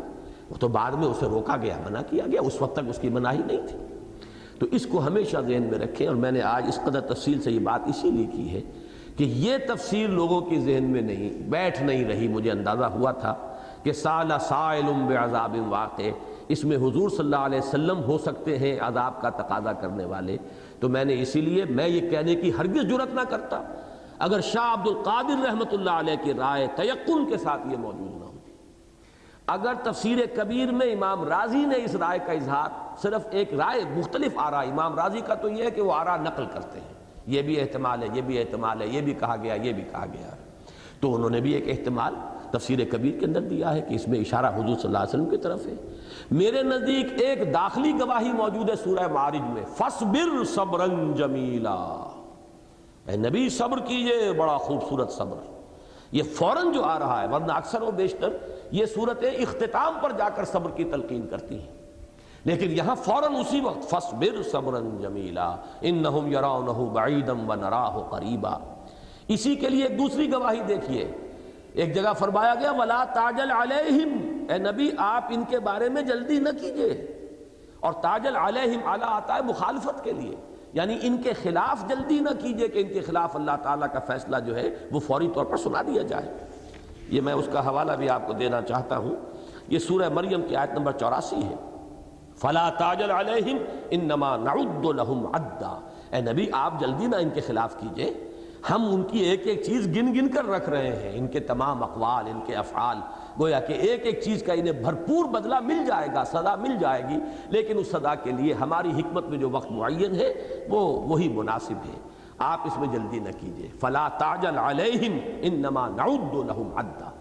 تو ایک تو خود سورہ معارج میں داخلی گواہی فاصبر صبرا جمیلا، دوسرے یہ کہ جوڑا جوڑا ہے یہ صورتیں۔ اس سورہ مبارکہ کا مثنیٰ جو ہے وہ سورہ نوح ہے، اور سورہ نوح میں حضرت نوح کی دعا جو ہے وہ تو آپ کے علم میں ہے کہ شاید سخت ترین دعا جو کبھی مانگی گئی ہو، بد دعا جو دی گئی ہو۔ اب دیکھیے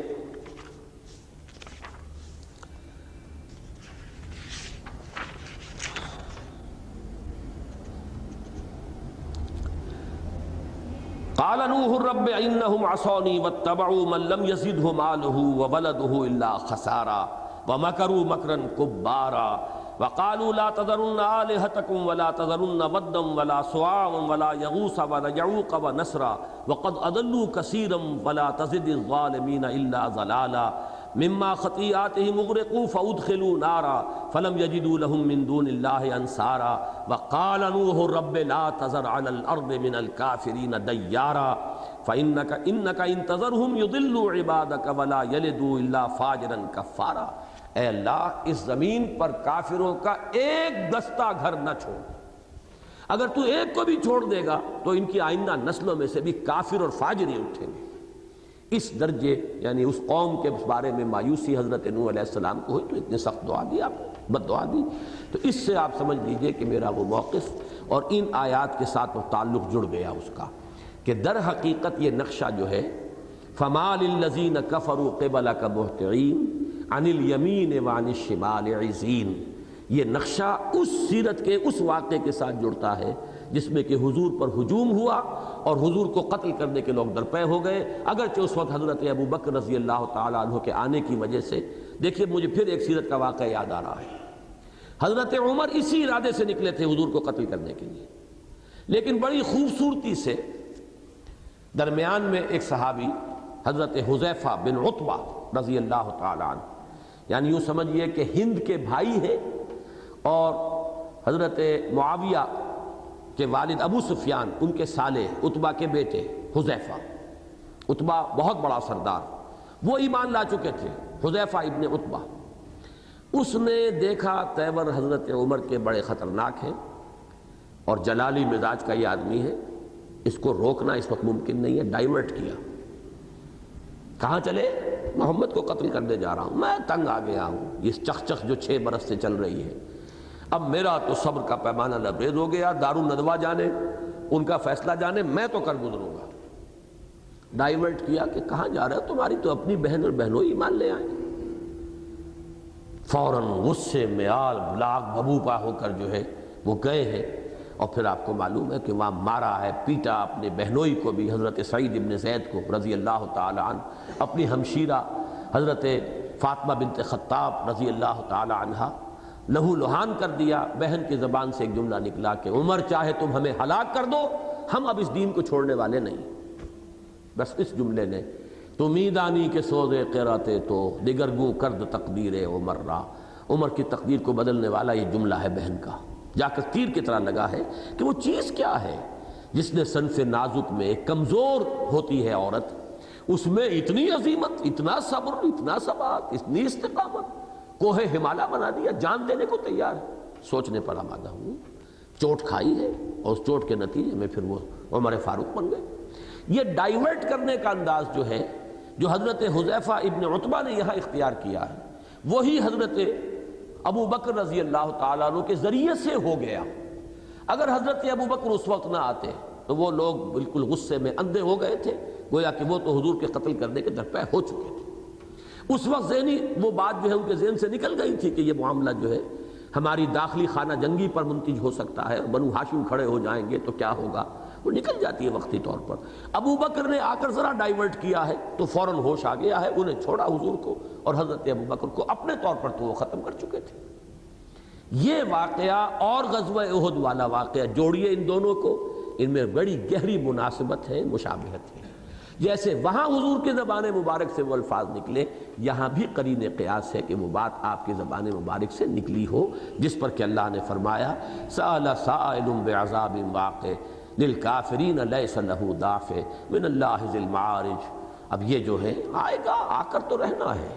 لیکن اے نبی فاصبر صبرا جمیلا انہم یرونہ بعیدا ونراہ قریبا، آپ صبر کیجئے، ابھی بڑی خوبصورتی کے ساتھ صبر کیجئے، انتظار کیجئے، انہیں یہ دور کی شے نظر آتی ہے، ہمارے سامنے ہے۔ اور پھر وہ یوم آخرت کی شکل جو ہے کھینچ دی گئی، کس طریقے سے انسان جو ہے یہ بڑے سے بڑے لوگ جو اپنے بیٹوں پر اترا رہے ہیں اور اپنے جتھوں پر اترا رہے ہیں، اپنے بیٹوں کو، بیویوں کو، اپنے والدین کو، اپنے پورے کنبے کو چاہیں گے کہ آگ میں جھونک دیا جائے، من فی الارض جمیعا ثم ینجی، کسی طرح انہیں بچا لیا جائے، نفسی نفسی کا عالم طاری ہوگا۔ پھر فرمایا گیا کہ انسان جو ہے بڑا تھردلا پیدا ہوا ہے، اس کی شخصیت کی تعمیر کے لیے اسے محنت کرنی پڑے گی، ریاضت کرنی ہوگی، اسے کچھ اوصاف اپنے اندر پیدا کرنے ہوں گے، اپنی جو خواہشات نفسانی ہیں انہیں کنٹرول میں لانا ہوگا، مال کی محبت کو دل سے نکالنا ہوگا، شہوت کو قابو میں رکھنا ہوگا۔ یہ تمام چیزیں ہیں، یہ لوگ ہیں کہ جو اللہ تعالیٰ کے ہاں اعزاز و اکرام کے مستحق ٹھہریں گے۔ یہ وہ چیز ہے جن میں سے ایک ایک چیز ان کے لیے تیر بن کر ان کے سینے کو چھید رہی ہے کہ گویا کہ یہ بھک منگے لوگ، یہ غریب غربا، یہ فقراء، یہ ہمارے ہاں کے جو کمی کاری ہیں، یہ جو ہمارے غلام ہیں، یہ تو جنت میں جائیں گے، اور ہم یہاں کے چودھری، ہم سرمایہ دار، ہماری جائیدادیں، ہماری حیثیت، ہم سردار، ہم گویا کہ جہنمی ہیں۔ یہ ہے وہ جس پر کہ غصہ ان کا، اس نے اس طیش کی صورت اختیار کی۔ فَمَا لِلَّذِينَ كَفَرُوا قِبَلَكَ مُهْطِعِينَ عَنِ الْيَمِينِ وَعَنِ الشِّمَالِ عِزِينَ أَيَطْمَعُ كُلُّ امْرِئٍ مِّنْهُمْ أَن يُدْخَلَ جَنَّةَ نَعِيمٍ كَلَّا، ہرگز نہیں، اِنَّا خَلَقْنَاهُم مِّمَّا يَعْلَمُونَ، ہم نے انہیں پیدا کیا ہے اس شے سے جسے یہ خوب جانتے ہیں۔ یہ پھر ان کے اوپر جو ہے، ان کے پندار کے اوپر ایک بار کاری ہو رہا ہے۔ تم کیا اپنے آپ کو سمجھتے ہو، جس گندے پانی کی بوند سے بنے ہو تم خود جانتے ہو۔ یہاں پھر نوٹ کیجئے جو میرے پچھلے درس کا جو مرکزی مضمون تھا، انسان کی ایک خلقت ہے، خلقت مٹی سے ہے، یہ گندے پانی کی بوند سے ہے، لیکن انسان کا ایک روحانی وجود ہے، وہ نہ گندے پانی کی بوند سے ہے نہ مٹی سے ہے، وہ تو در حقیقت قل الروح من امر ربی، لیکن چونکہ ان کے سامنے وہ اپنا روحانی وجود ہے ہی نہیں، وہ تو صرف اپنے اس جسمانی وجود کو اور حیوانی وجود ہی سے واقف ہے۔ وہ جو فرمایا گیا سورہ حشر کی آیت میں نے پچھلی مرتبہ بھی بیان کی، وَلَا تَكُونُوا كَالَّذِينَ نَسُوا اللَّهَ فَأَنسَاهُمْ أَنفُسَهُمْ، اپنے اس اصل اور جو باعزت حصہ ہے ان کے وجود کا، اس کو تو بھلائے بیٹھے، یہ تو صرف اپنے اس خاکی اور حیوانی وجود سے واقف ہے، اور اس کے بارے میں انہیں خوب معلوم ہے کہ وہ کہاں سے پیدا ہوا ہے۔ وہ تو مٹی سے بنا، اور مٹی چلو چھوڑ دیجئے، وہ بھی کوئی علمی تو وہ جو ہے بات ہو جائے گی کہ مٹی سے کیسے بنا، لیکن انہیں معلوم ہے نا وہ نطفے کی گندے پانی کی بوند سے بنے ہیں نا۔ انا خلقناہم مما یعلمون فلا اقسم برب المشارق والمغارب انا لقادرون۔ تو نہیں، میں قسم کھاتا ہوں مشرقوں اور مغربوں کے رب کی، ہم یقیناً قادر ہیں۔ یہ فلا اقسموں میں لا کا جو مضمون ہے یہ کئی دفعہ آ چکا ہے، سورہ واقعہ میں بھی آیا، اس کے بعد اس سے پہلے الحاقہ میں بھی آ چکا ہے۔ اس میں کئی بحثیں ہیں، بعض حضرات تو اس کو لا کو یہ سمجھتے ہیں کہ یہ متصل ہے، بعض کہتے ہیں کہ یہ صرف لفظاً پڑھا جائے گا، معناً مراد نہیں ہے، یہ ایسے ہی ہے صرف اضافی طور پر۔ لیکن یہ کہ دوسرے حضرات اس بات کو قبول کرنے کے لیے تیار نہیں کہ قرآن مجید میں کوئی چیز بے معنی بھی ہو، بلا کسی معنی کے لے آئی گئی ہو، اور مجھے انہی کی رائے سے اتفاق ہے۔ اب جو اس کو بامانی سمجھتے ہیں ان کی دو رائے ہیں، ایک تو یہ کہ فلا اقسموں میں قسم نہیں کھاتا، مراد کیا ہے؟ یہ بات اتنی واضح ہے کہ قسم کھانے کی ضرورت ہی نہیں، لشدت وضوح ہی، اس شے کے، اس بات کے نہایت واضح ہونے کی وجہ سے میں قسم کھانے کی مجھے ضرورت ہی نہیں۔ ایک یہ مفہوم ہے کہ آفتاب آمد دلیل آفتاب، اب میں سورج کی موجودگی پر قسم کھاؤں؟ میں کوئی احمق نہیں ہوں، ظاہر بات ہے کہ کوئی ضرورت نہیں قسم کھانے کی، سورج تو خود اپنے وجود کا اعلان کر رہا ہے۔ کوئی شخص اگر ڈھٹائی سے انکار کر رہا ہے تو وہ قسم سے بھی نہیں مانے گا، اس لیے کہ جب سورج چمک رہا ہو نصف النہار پر تب انکار کر رہا ہے ایک شخص، تو کسی کے قسم کھانے سے کیسے مان لے گا وہ؟ تو ایک رائے یہ ہے۔ دوسری رائے جو ہے وہ مولانا فراہی کا جو مکتب فکر ہے اور مولانا اصلاحی صاحب نے جسے مزید آگے بڑھایا ہے، مجھے انہی سے اتفاق ہے اس معاملے میں، کہ یہاں لا کے بعد ایک طرح کا وقفہ ہے۔ عربی زبان میں پنکچویشن نہیں ہے، ہمارے ہاں انگریزی میں آپ کو معلوم ہے کوما لگا دیا، نے کے بعد کوما، I swear by the day of judgement, نہیں میں قسم کھاتا ہوں۔ یہاں پہ نہیں سے مراد ہوتا ہے کہ جو تمہارے ذہن میں ہے وہ غلط ہے، میں اس کی نفی کر رہا ہوں۔ تم جو کچھ سوچ رہے ہو بالکل پادر ہوا شے ہے، اس کی کوئی حقیقت نہیں، اس کے لیے کوئی بنیاد نہیں۔ نے I swear by the day of judgement, لا اقسم بیوم القیامہ، یہ سورہ قیامہ آ جائے گی، اس میں یہ تفصیل سے مباحث آئیں گے۔ تو یہ لا منفصل ہے، گویا کہ لا علیحدہ پڑھا جائے گا، تھوڑا سا وقفہ، فلا اقسم برب المشارق والمغارب، تو نہیں، تم نفی کر رہے ہو آخرت کی، تمہیں اعتماد نہیں ہے آخرت پر، تمہیں یقین نہیں آخرت پر، لیکن میں قسم کھاتا ہوں، فلا اقسم برب المشارق والمغارب۔ اب یہ یہاں پر جمع کی صورت میں آیا ہے، مشرق اور مغرب، مشرقوں اور مغربوں کے رب اور مالک کی قسم کھاتا ہوں۔ قرآن مجید میں یہ واحد میں بھی آئیں گے مشرق اور مغرب، یہ ہر روز کا ہمارا جو مشاہدہ ہے، ایک مشرق ہے ایک مغرب ہے، ہر شخص جو ہے جو دیکھتا ہے سورج شروع جہاں سے طلوع ہوا وہ اس کا مشرق ہے، اور جہاں وہ غروب ہوا وہ مغرب ہے۔ لیکن آپ کو معلوم ہے کہ مشرقین و مغربین یہ بھی آیا، رب المشرقین و رب المغربین، وہ رب ہے مشرقوں کا، دو مشرقوں کا، دو مغربوں کا۔ اس کی تعبیر یہ ہو سکتی ہے کہ ہمارا جو مشرق ہے وہ دوسری دنیا کا مغرب ہے، امریکہ کے لیے وہ مغرب ہے، اور ہمارا جو مغرب ہے امریکنز کے لیے وہی مشرق ہے۔ اس اعتبار سے گویا کہ مشرقین اور مغربین کا تصور ہو جائے گا۔ اور مشارق و مغارب، یہ ہمیں معلوم ہے کہ زمین چونکہ ترچھی ہے، وہ اپنی حرکت کے ساتھ جب آگے جاتی ہے ہر روز نیا مشرق ہوتا ہے۔ زمین کی جو حرکت ہے اسی نقطے پر، ہمارے لاہور کے اعتبار سے اسی نقطے پر سورج جو ہے طلوع نہیں ہوگا کل، جس پر کہ آج طلوع ہوا تھا، اس لیے کہ ہر روز جو ہے اس کی وہ شمالاً جنوباً جو ہے سورج جو ہے سردی کے موسم میں جنوب کی طرف چلا جاتا ہے، گرمیوں کے موسم میں شمال کی طرف آ جاتا ہے۔ ہمارے شمالی کرے کے اعتبار سے، نصف کرہ جو ہے شمالی، اس کے اعتبار سے، جنوبی نصف کرہ کے اعتبار سے ہماری جب سردی ہوتی ہے وہاں گرمی ہوتی ہے، جب ہماری گرمی ہوتی ہے وہاں سردی ہوتی ہے۔ تو اس اعتبار سے گویا کہ زمین کا ہر نقطہ، غور کیجیے گا، زمین کا ہر نقطہ، یہ جو خط سرطان اور خط جدی دو خط ہیں، اس سے آگے سورج نہیں جاتا، نہ اوپر نہ نیچے، ان دونوں کے درمیان ہر نقطہ جو ہے زمین پر وہ مشرق بھی ہے مغرب بھی، اس پر کسی نہ کسی وقت سورج طلوع ہو رہا اور کسی نہ کسی وقت اس پر سورج غروب ہوتا ہے۔ اس اعتبار سے رب المشارق والمغارب یہ جمع کے صیغے میں غالباً صحیح ترین تعبیر یہی ہے۔ فلا اقسم برب المشارق والمغارب، تو نہیں، میں قسم کھاتا ہوں مشرق اور مغرب کے رب کی، انا لقادرون، ہم اس پر یقیناً قادر ہیں، علی ان نبدل خیرا منہم وما نحن بمسبوقین، کہ ہم بدل دیں ان کو ان سے بہتروں سے، یہ اس کی وضاحت کرنی پڑے گی، اور ہم ہرگز عاجز نہیں آئے، ہم پر کوئی سبقت نہیں لے گیا، ہم مسبوق نہیں ہیں، کسی نے ہمیں عاجز نہیں کر دیا ہے، کسی نے ہماری قوت خلاقی کو روک نہیں دیا ہے، کسی نے ہمارے اختیارات کو سلب نہیں کر لیا ہے، ہم قادر ہیں کہ ان سے بہتر کے ذریعے انہیں بدل دیں۔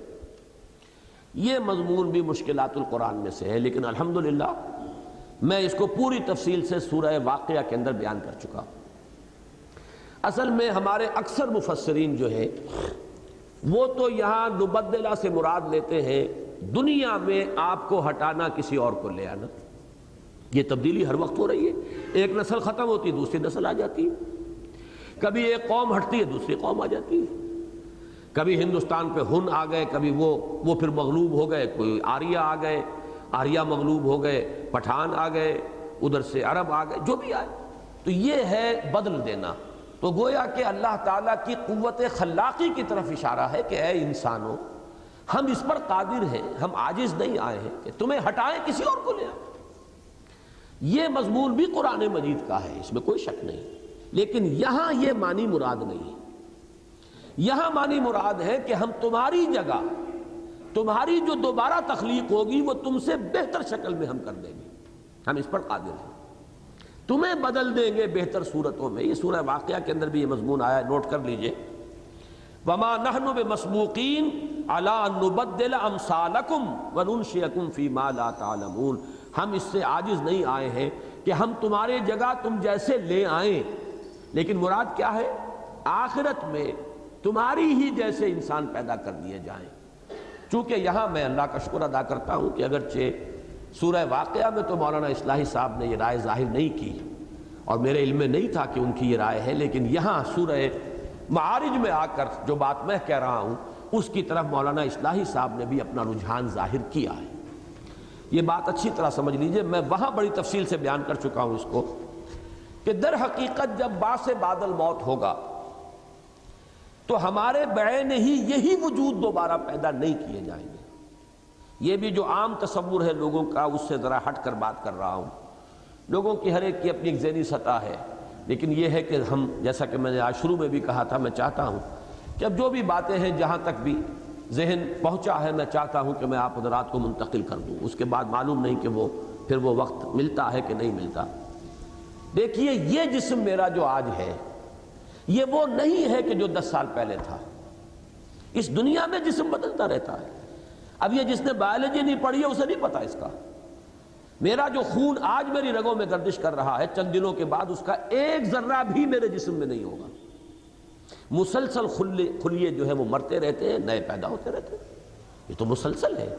یہ ہمارا ناخن، کتنی مرتبہ آپ نے اس کو کاٹا ہے، وہ ناخن تو اب نہیں ہے میرے پاس، یہ ناخن تو نیا بن رہا ہے مسلسل، جو پرانا تھا وہ کٹتا چلا جا رہا ہے اور بنتا آ رہا ہے۔ بال ہمارے جھڑ رہے ہیں اور بن رہے ہیں، کھال کے اوپر سے ایپیتھیلیل لیئر جو ہے وہ چھیلی جا رہی ہے، نہیں بنتی چلی جا رہی ہے۔ تمام جتنے ہمارے اعضاء ہیں ان کے اندر جو سیلز ہیں، خلیات ہیں، وہ ختم ہو رہے ہیں، مر رہے ہیں، نئے پیدا ہو رہے ہیں۔ تو در حقیقت ہمارا جو اصل وجود ہے وہ جسمانی نہیں ہے، وہ ہمارا شعور ذات ہے، سیلف کانشسنس، میں، میرا احساس اور میری جو ایک یادداشت ہے، میری میموری ہے، اس کا تسلسل ہے۔ میں جب 5 برس کا تھا اس کے واقعات بھی مجھے یاد ہیں، پھر میں 10 برس کا تھا اس کے واقعات بھی یاد ہیں۔ میری پوری اس میموری کے اندر میری وہ شخصیت کا اور میری یادداشت کا تسلسل جو ہے وہ ہے در حقیقت جو مجھے ایک تشخص عطا کرتا ہے۔ ورنہ میرا یہ جسم یہ تو بدل رہا ہے، ہر آن بدل رہا ہے، ہر آن ہلاکت میں ہے، ہر آن اس کے اندر ایک نئی جو ہے تعمیر ہو رہی ہے، ڈسٹرکشن اینڈ کنسٹرکشن، یہ مسلسل جو ہے وہ اس کی جاری ہے۔ لہذا آخرت میں بھی در حقیقت کنٹینیوٹی ہوگی ہماری اس یادداشت کی،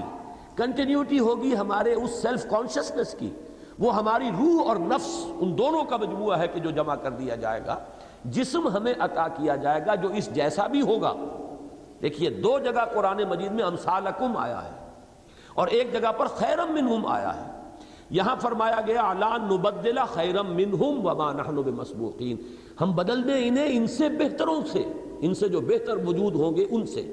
اور دو جگہ پر سورہ واقعہ میں بھی فرمایا وما نحن بمسبوقین الا نبدل امثالکم، تم جیسے.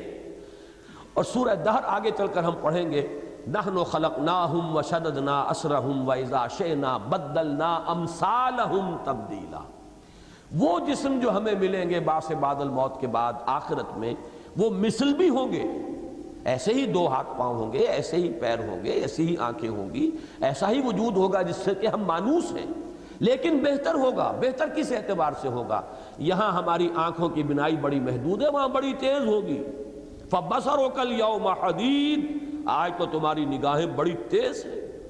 بڑی دور تک دیکھ رہی ہیں. وہاں آگ ہمیں جلائے گی، ہم مریں گے نہیں، معاذ اللہ، ہمیں اللہ بچائے. جو بھی کفار ہوں گے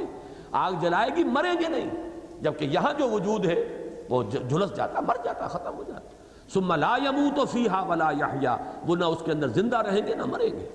حالانکہ یہ وجود جو ہے اس کے بارے میں ہم تصور نہیں کر سکتے. تو ایک اعتبار سے مثل ہوگا، ایک اعتبار سے اس سے بہتر ہوگا. مثل ہوگا اپنی ساخت کے اعتبار سے یہی اسی طرح کا جسم، ایسے ہی دو ہاتھ، ایسے ہی دو پاؤں، جن کو کہ ہم سمجھتے ہیں کہ جن سے ہم اپنے آپ کو عبارت سمجھتے ہیں. ہمارا یہ وجود ہوگا، لیکن وہ نیا پیدا کیا جائے گا اور وہ بہت سے اعتبارات سے اس وجود سے، اس جسمانی وجود سے بہتر وجود ہوگا، زیادہ ڈیوریبل ہوگا، زیادہ قوت مقاومت اس کے اندر ہوگی، زیادہ توانائی اس کے اندر ہوگی، جھیلنے کی صلاحیت اس میں ہوگی. یہ ساری چیزیں ہیں کہ جو یہاں ان تین صورتوں میں، سورہ واقعہ، یہ سورۃ المعارج اور سورۃ الدہر کے اندر یہ مضمون آیا ہے. نوٹ کر لیجئے کہ پہلا مضمون بھی غلط نہیں ہے کہ تمہیں ہٹائیں کسی کو لے آئیں، لیکن میں نے جو مزید غور کیا، ایک نقطہ میں عرض کر رہا ہوں، اسے میں پورے تیقن کے ساتھ تو نہیں کہہ سکتا، عربی لغت پر اور اس کے ادب پر میری اتنی گہری نگاہ نہیں ہے کہ تیقن کے ساتھ کہہ سکوں، لیکن ایک بات کی طرف ذہن گیا ہے، میں آپ تک پہنچا رہا ہوں. آگے آپ ان پر گفتگو کر کے مزید اس کی تحقیق کر سکتے ہیں. قرآن مجید میں جہاں کسی کی جگہ کسی کو لانا ہو، وہاں استبدال کا لفظ آتا ہے، تبدیل کا لفظ نہیں آتا. اس کی دو میرے سامنے مثالیں ہیں. سورہ نساء میں فرمایا ان اردتم استبدال زوج مکان زوج، اگر کوئی شخص اپنی ایک بیوی کو طلاق دے کر کوئی دوسری شادی کرنا چاہتا ہے تو اس کو استبدال کہا گیا، ایک کو ہٹانا دوسرے کو لے آنا. اسی طریقے سے سورہ محمد کی آخری آیت جو ہے صلی اللہ علیہ وسلم، ان تتولوا یستبدل قوما غیرکم، اگر تم نے پیٹھ دکھا دی اے بنی اسماعیل، اے امیین، تو تمہیں ہٹا کر کسی اور قوم کو ہم لے آئیں گے. جیسے کہ عربوں کو 13ویں صدی عیسوی کے اندر گویا کہ اللہ تعالیٰ نے امت مسلمہ کی اور عالم اسلام کی امامت سے معزول کر کے اور ترکوں کے ہاتھ میں ہے آیا فتنہ تاتار کے افسانے سے پاسباں مل گئے کعبے کو صنم خانے سے، ترکوں کے حوالے کر دیے.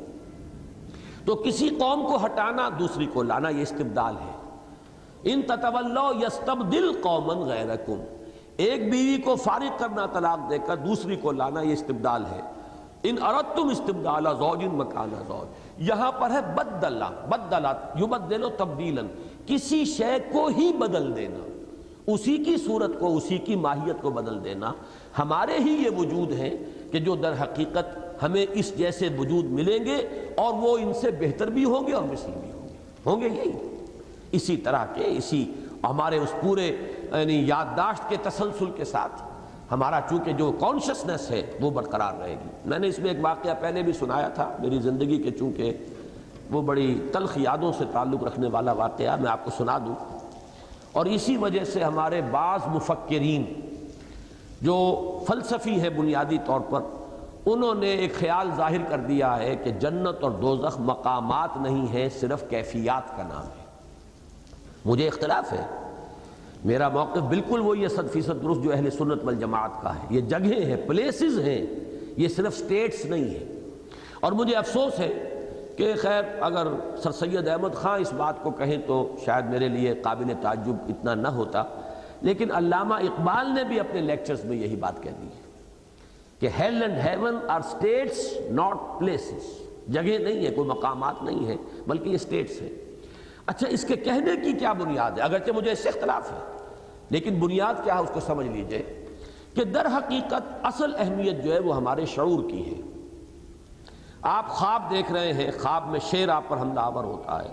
پورے خوف کی وہ کیفیت جو ہے آپ پر طاری ہو جاتی ہے، نہ کوئی شیر ہے نہ کچھ حقیقت ہے، وہ تو اصل میں آپ کا احساس ہے۔ جب احساس پر وہ کیفیت طاری ہو گئی تو گویا کہ اس کا سارا جو اذیت اور کوفت ہے وہ تو آپ کو مل گئی۔ میری زندگی کا واقعہ یہ ہے کہ میرے ماموں صغیر احمد جان صغیر مرحوم، انہیں کینسر ہوا، اور ان کی یہ تھائی بون جو ہے، یہ بڑی ہڈی جو ہے ران کی، اس میں کینسر تھا، شدید درد انہیں ہوتا تھا، چیخیں مارتے تھے۔ اچھا وہ درد کچھ ایسا تھا، ریفرڈ تھا، وہ انہیں یہ محسوس ہوتا تھا کہ وہ ان کا جو یہ پاؤں انگوٹھا جو تھا پاؤں کا، وہاں سے وہ درد کی لہر آ رہی ہے۔ یہ ریفرڈ پینز کہلاتے ہیں ہمارے میڈیکل سائنس میں، وہ نروز جہاں سے شروع ہو رہی ہو، محسوس ہوتا ہے کہ وہاں سے یہ درد آ رہا ہے۔ اب ہوا یہ کہ ایمپوٹیشن کر دیا گیا، ان کی ٹانگ کاٹ دی گئی، پوری ٹانگ جو ہے وہ کٹ گئی،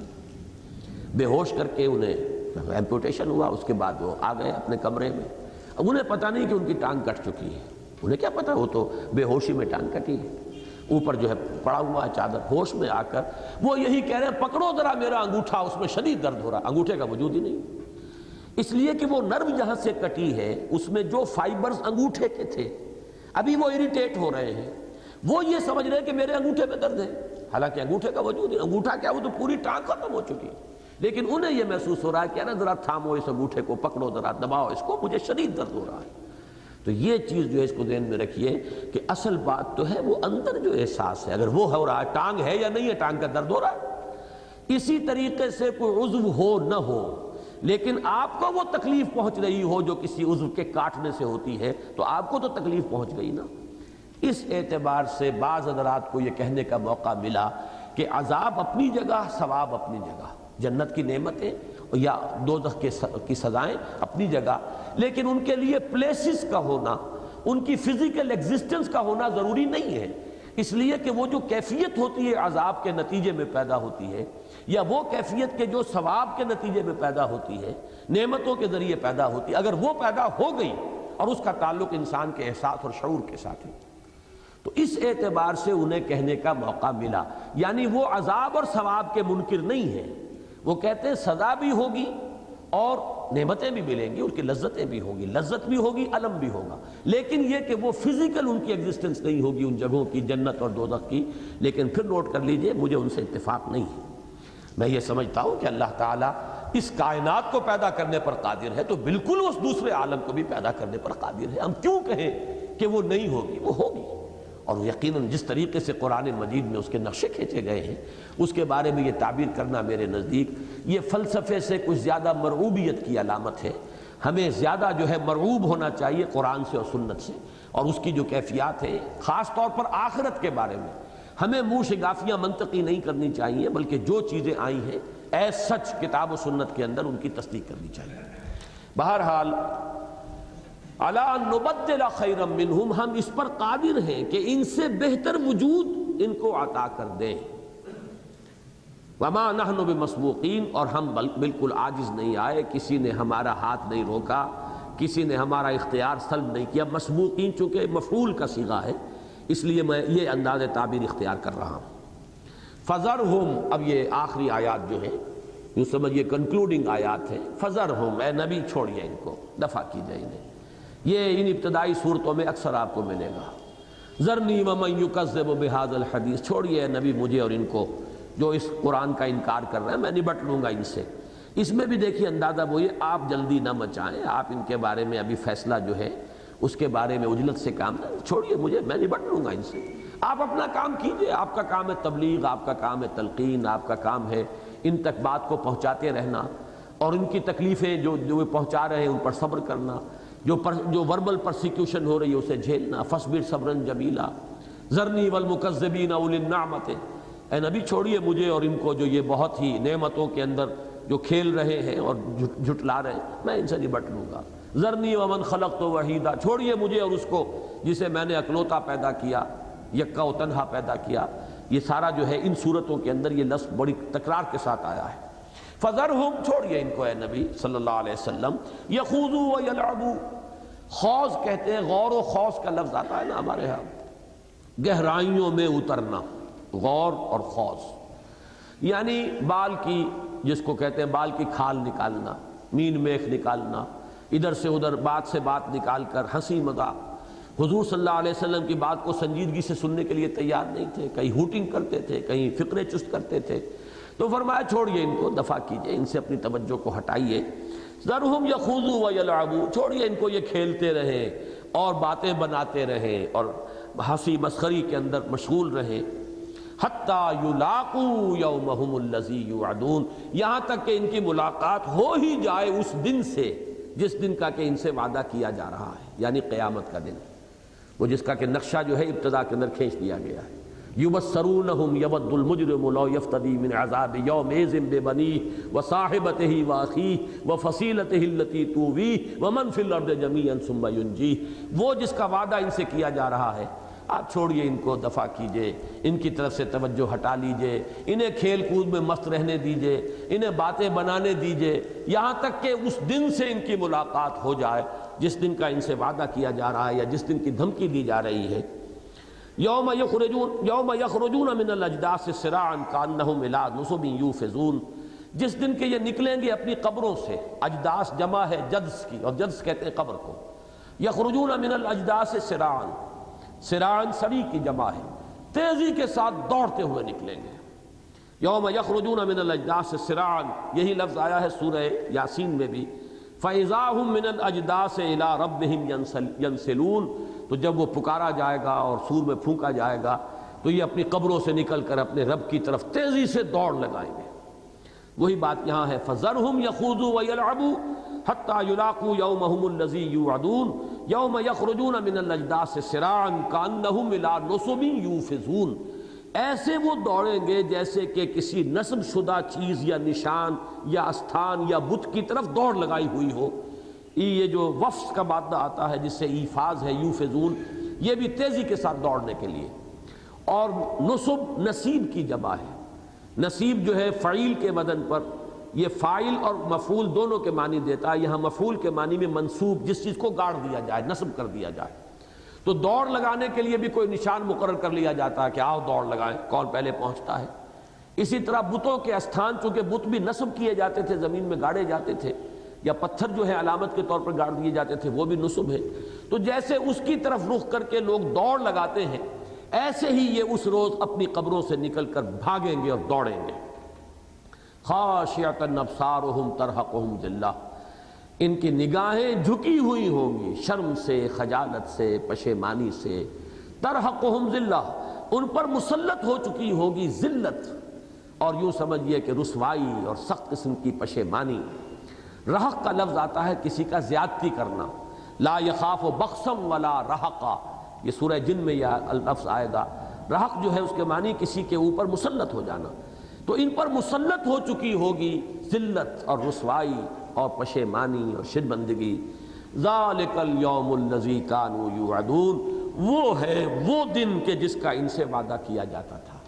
جس کے بارے میں شروع میں آیا انہم یرونہ بعیدا ونراہ قریبا، یہ اسے دور دیکھ رہے ہیں، ہمارے وہ سامنے موجود ہیں، ہم قریب دیکھ رہے ہیں۔ اسی کے بارے میں رائے ظاہر کر چکا ہوں کہ وہ جو فرمایا تعرج الملائکۃ والروح الیہ فی یوم کان مقدارہ 50,000 سنہ، یہ وہی قیامت کا دن ہے۔ اس کے بارے میں فرمایا گیا وہ اتنا طویل ہوگا کہ یہاں اس صورت میں فرمایا گیا 50,000 سال۔ سورہ مزمل میں آپ دیکھیں گے یوم یجعل الولدان شیبا، وہ دن کے جو بچوں کو بوڑھا کر دے گا، وہ دن جو ہے یہ ہے وہ دن جس کا کہ ان سے وعدہ کیا گیا تھا، جس کی انہیں دھمکی دی گئی تھی، جس کی انہیں خبر سنائی گئی تھی۔ اللہ تعالی ہمیں اس دن کی سختیوں سے اپنی پناہ میں رکھے اور اس دن کی رسوائی سے ہمیں بچائے۔ اللہم اجرنا من خزی الدنیا و خزی الآخرہ، اللہم اجرنا من عذاب الدنیا و عذاب الآخرہ، آمین یا رب العالمین۔